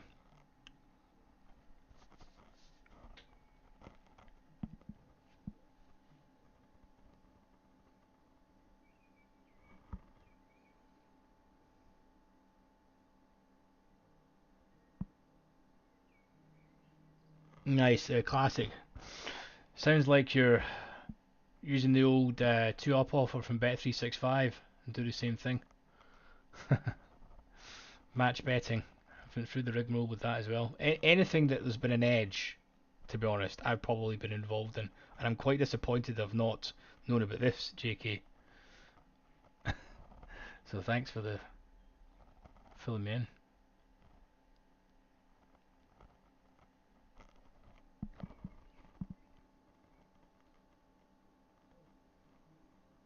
Yeah, exactly, Dan. Because you're betting against them, of course. You're never in the market.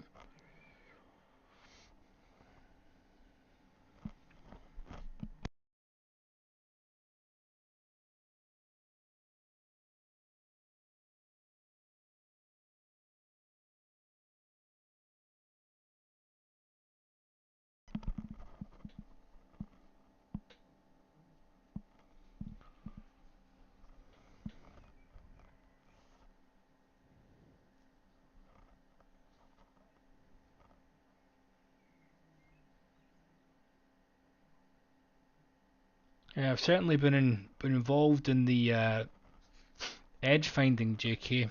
That's for sure. Not my first rodeo, man.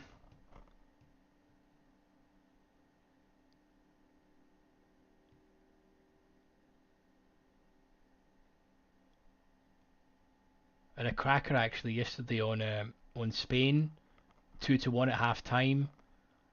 Within the first 10 minutes of the half, they scored. Then I just covered on Smarkets.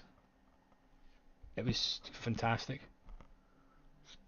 It's basically, I see it the same as trading. You know, you take a position, you've got a stop loss on it almost, and you just cover. Um, you're locking in 60 to 70% of your profits every time that happens. This is dumping pretty hard. Let's see if we can. Ooh.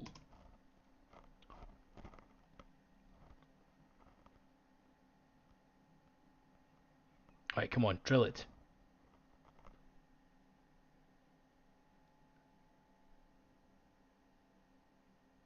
They're holding here. 460 absorbed at 77.75. Notice there's not that much selling to get us down here.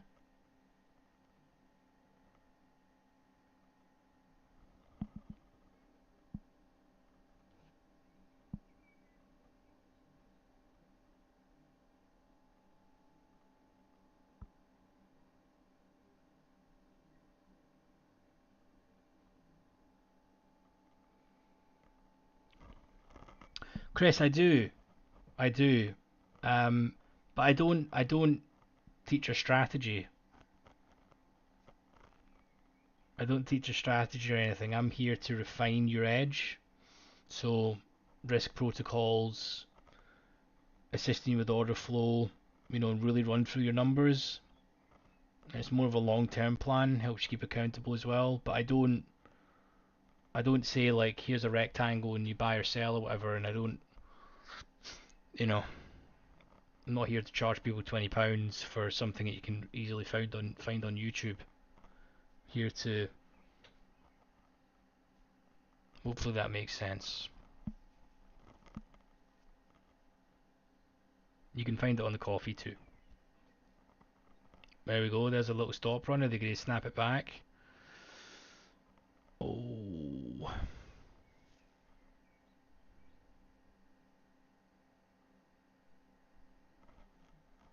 It would make sense to jam it back here. 4 minutes to the volume comes in.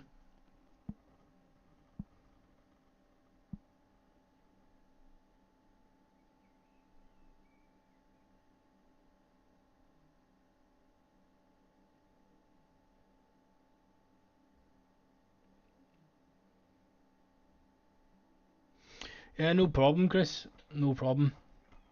If you want to have a look at that, have a think.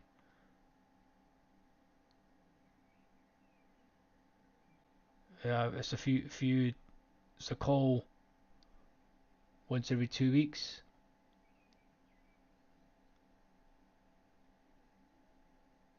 This is dumping.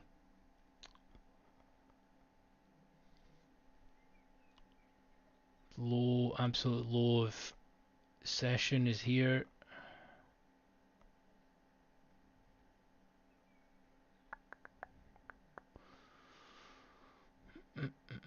Extend.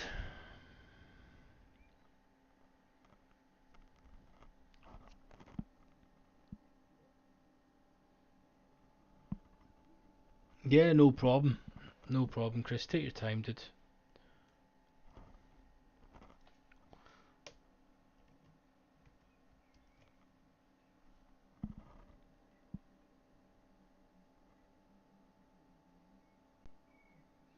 You think YM goes below 283?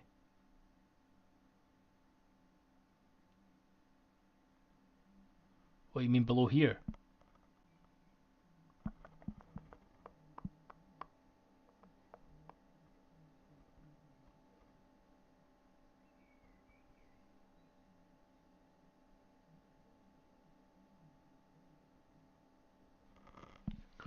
Don't tell me it's that G7X guy, whatever his name is.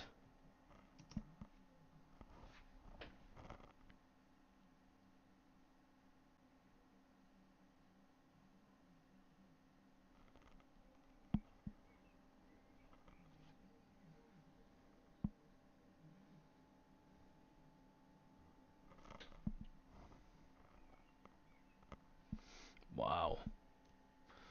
There we go. This is sadly, you need to. They just you never know how far they're going to bang it, but this is just the classic sweep of the low of RTH back in 1 minute. So let's see if they're going to bang it continuously down. I would like to see that. There is some buying that's just come in. So 30 seconds till the volume picks up. Guys, grab some popcorn, some chip and dip. 15 minutes of action. Nice.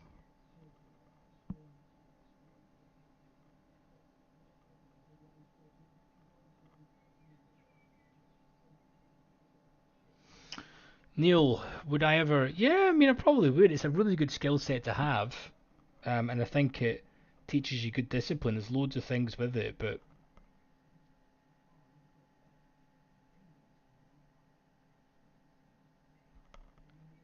I think ultimately they need to make their own decisions and do the things they want to do. Just don't want to force them on something because it's what I would do. Do you know what I mean? But it is a good skill set to learn. Once you get good at it, you can make money from anywhere in the world, which is nice.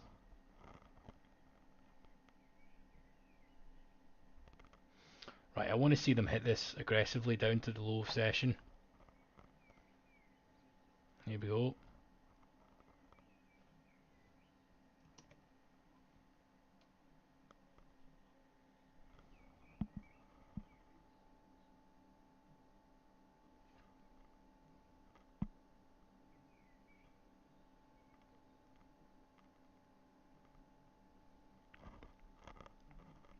IG, for the size of it, is a terrible platform.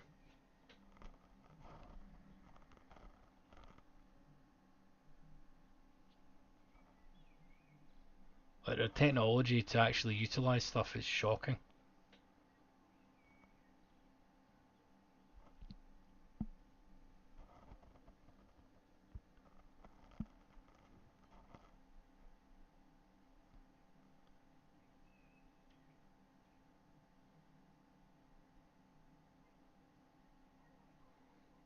We are really going off here.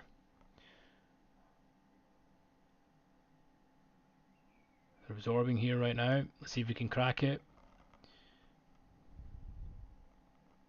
Wow.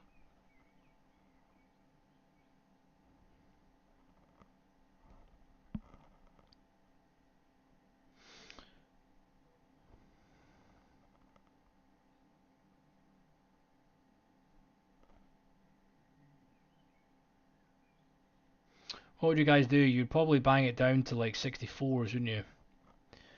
Bang it down to like 64s, take all the stops, and then get out of your net short positions that you've just abused. And then let's see if we can bang it back up. Right, so they're definitely gonna hit it through here, right? Don't need to spend that much more now. 600 contracts.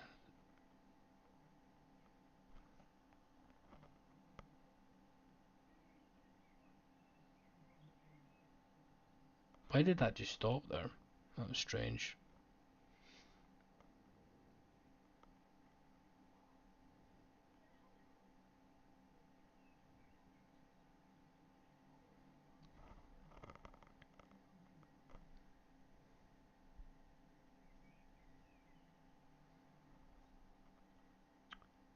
'66 has got 2.3k absorbed.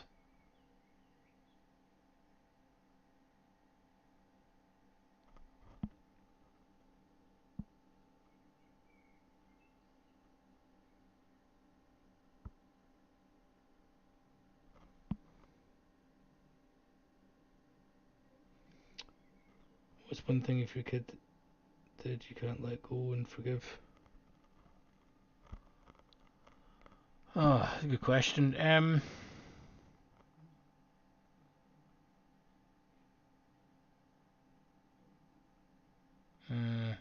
Probably murder someone,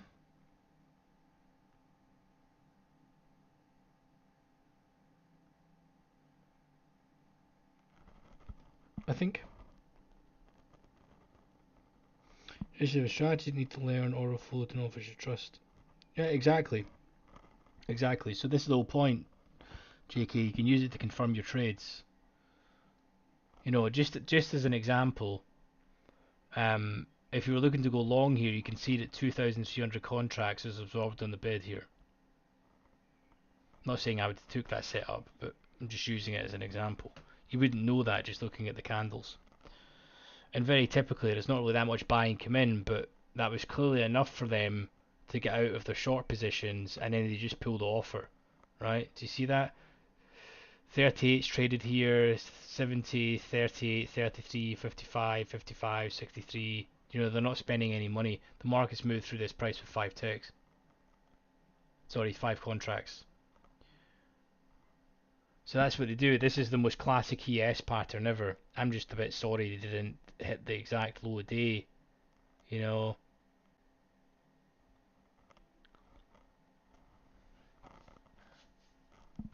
Very typical Monday price action this.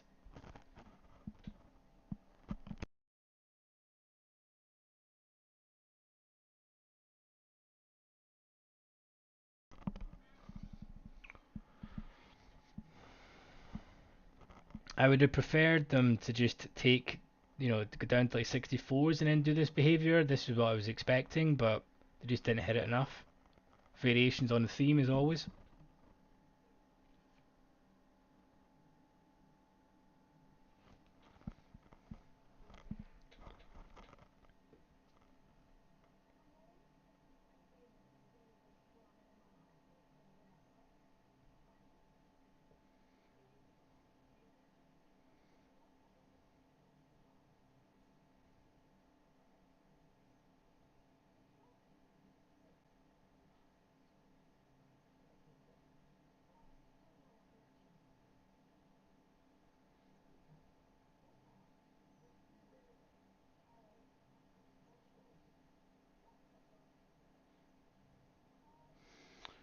Yeah, yeah, hit the just sweep below the IB low, Dan, because this was the exact low of the overnight. I would like to see us just sweep it by a few ticks and then reverse, but I mean, it's pretty damning when you've got 2.3k absorbed on that one price, to be honest. You'd have to take an entry. If you were to take that, you'd have to take, take the long here and then get stopped out at like 65s. Because if they do bang it, they could bang it a little bit further, then you're holding it, So I prefer it for them to bang the low, snap back, and then then take your long for the sweep, rather than not doing it by a few ticks. It annoys me. Does that make sense? So I'm basically anticipating that they're going to be doing that.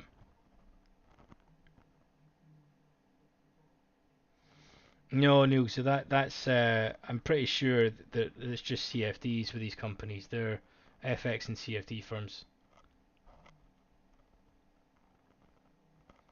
I don't even think I think they actually may have started doing futures, but you wouldn't go to them to trade futures, to be honest.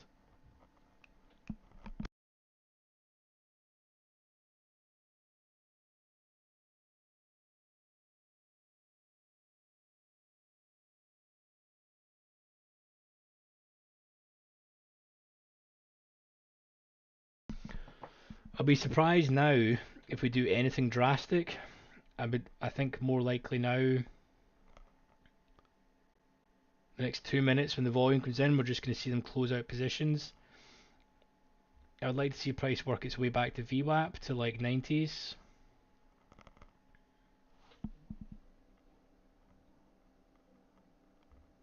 No problem, JK. No problem, dude.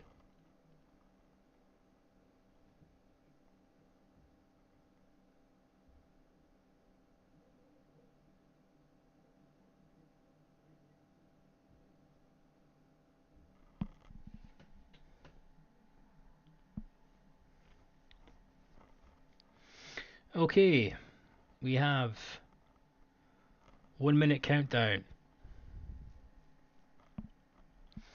But I think the move's already happened. We'll see what they do.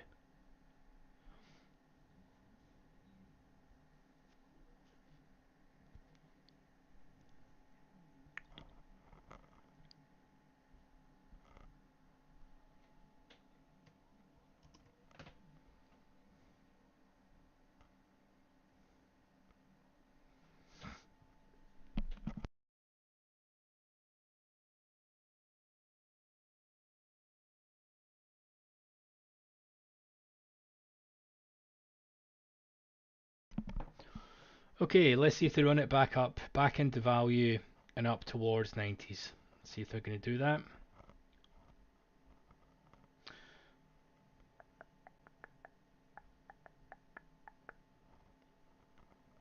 It looks like the plan.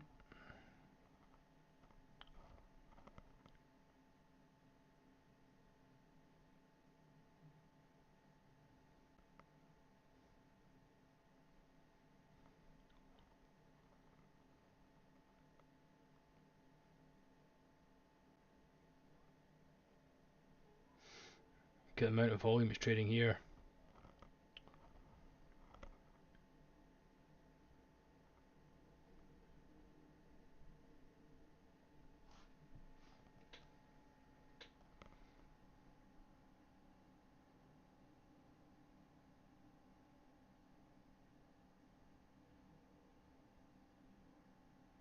Nice. JK. Okay, we're working its way towards the 90s, but I think that's all she wrote. We'll just dance around here now. Well, we've got 3-4 minutes left of this volume, but it looks to be done.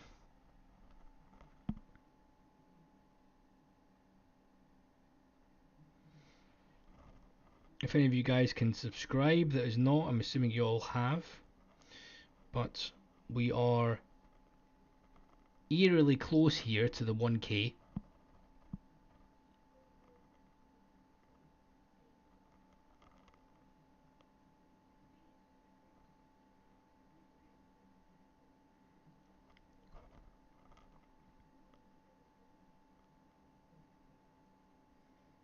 Which is pretty cool, to be honest.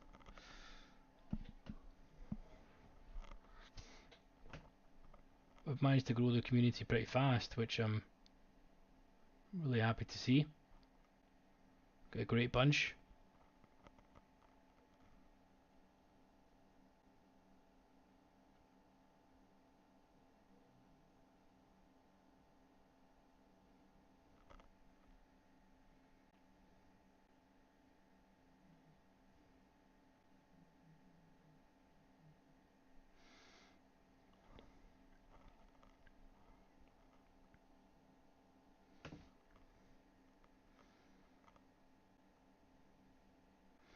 No, you're more than welcome, dude. More than welcome, man. That's why I'm here. It's definitely the way forward in trading. It's why futures is appealing, because the book is centralized. So, you and I right now can see the same thing, or anyone in the chat. We look at the same stuff. If you've got the same thing, the same chart configuration as me, and you've got inside prints and bid and offer, you actually get to see what volume has been executed and why price stops at levels. It doesn't stop because of trend line, I can tell you that.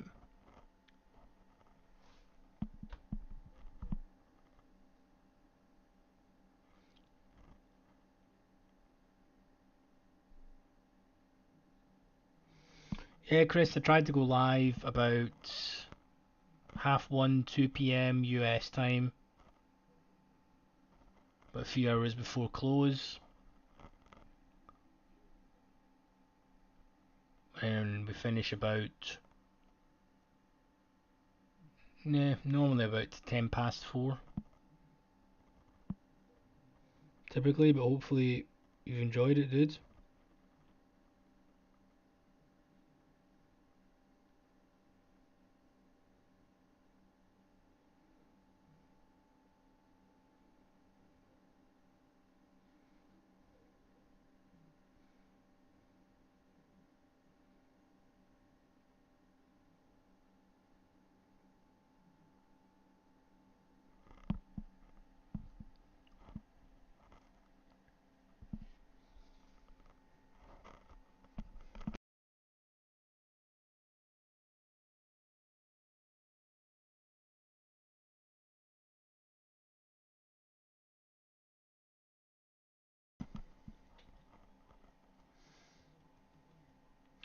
I need to figure out after the stream why this NQ volume profile is not showing. It's triggering me.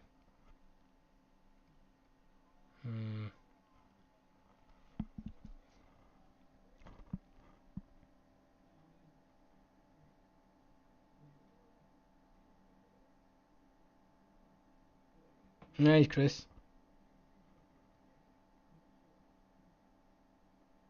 Yeah, proper trading is very hard, dude.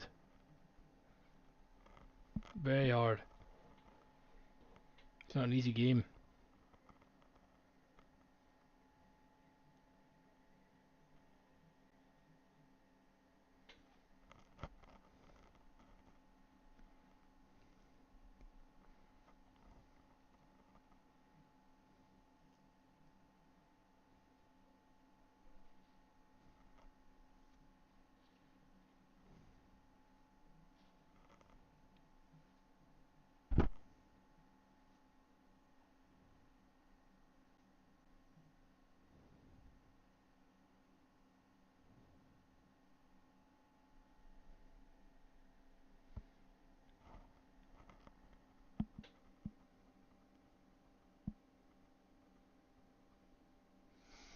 That's a great idea, Tom.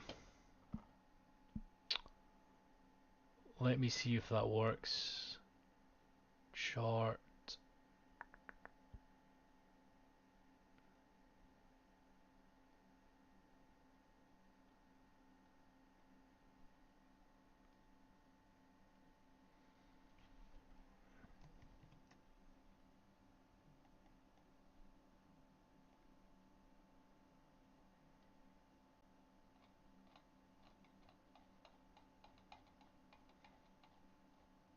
There is still no volume profile.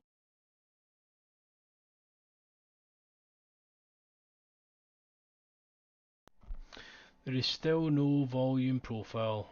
Meh.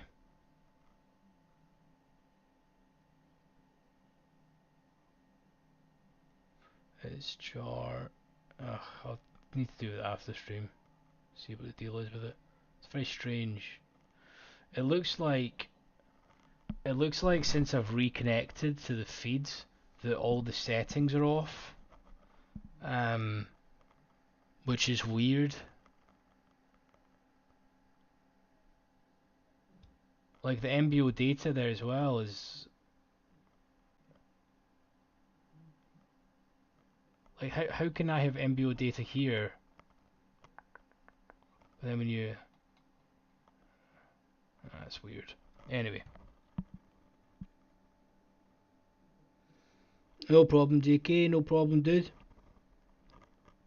Let me know if you guys have got any other questions. Otherwise we'll look to call it. This is all she wrote. She's gonna trade around here, maybe work its way towards 88s. But that is the end of the session, I think.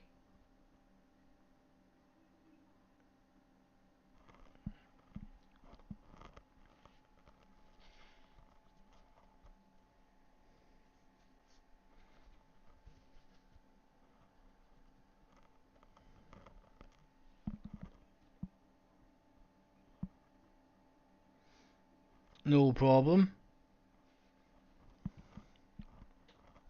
Thanks, Chris.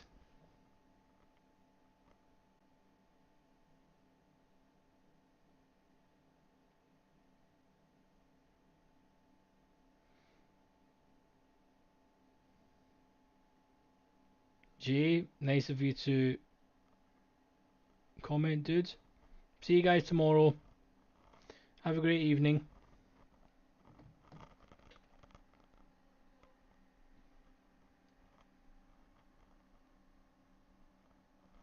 Peace, everyone.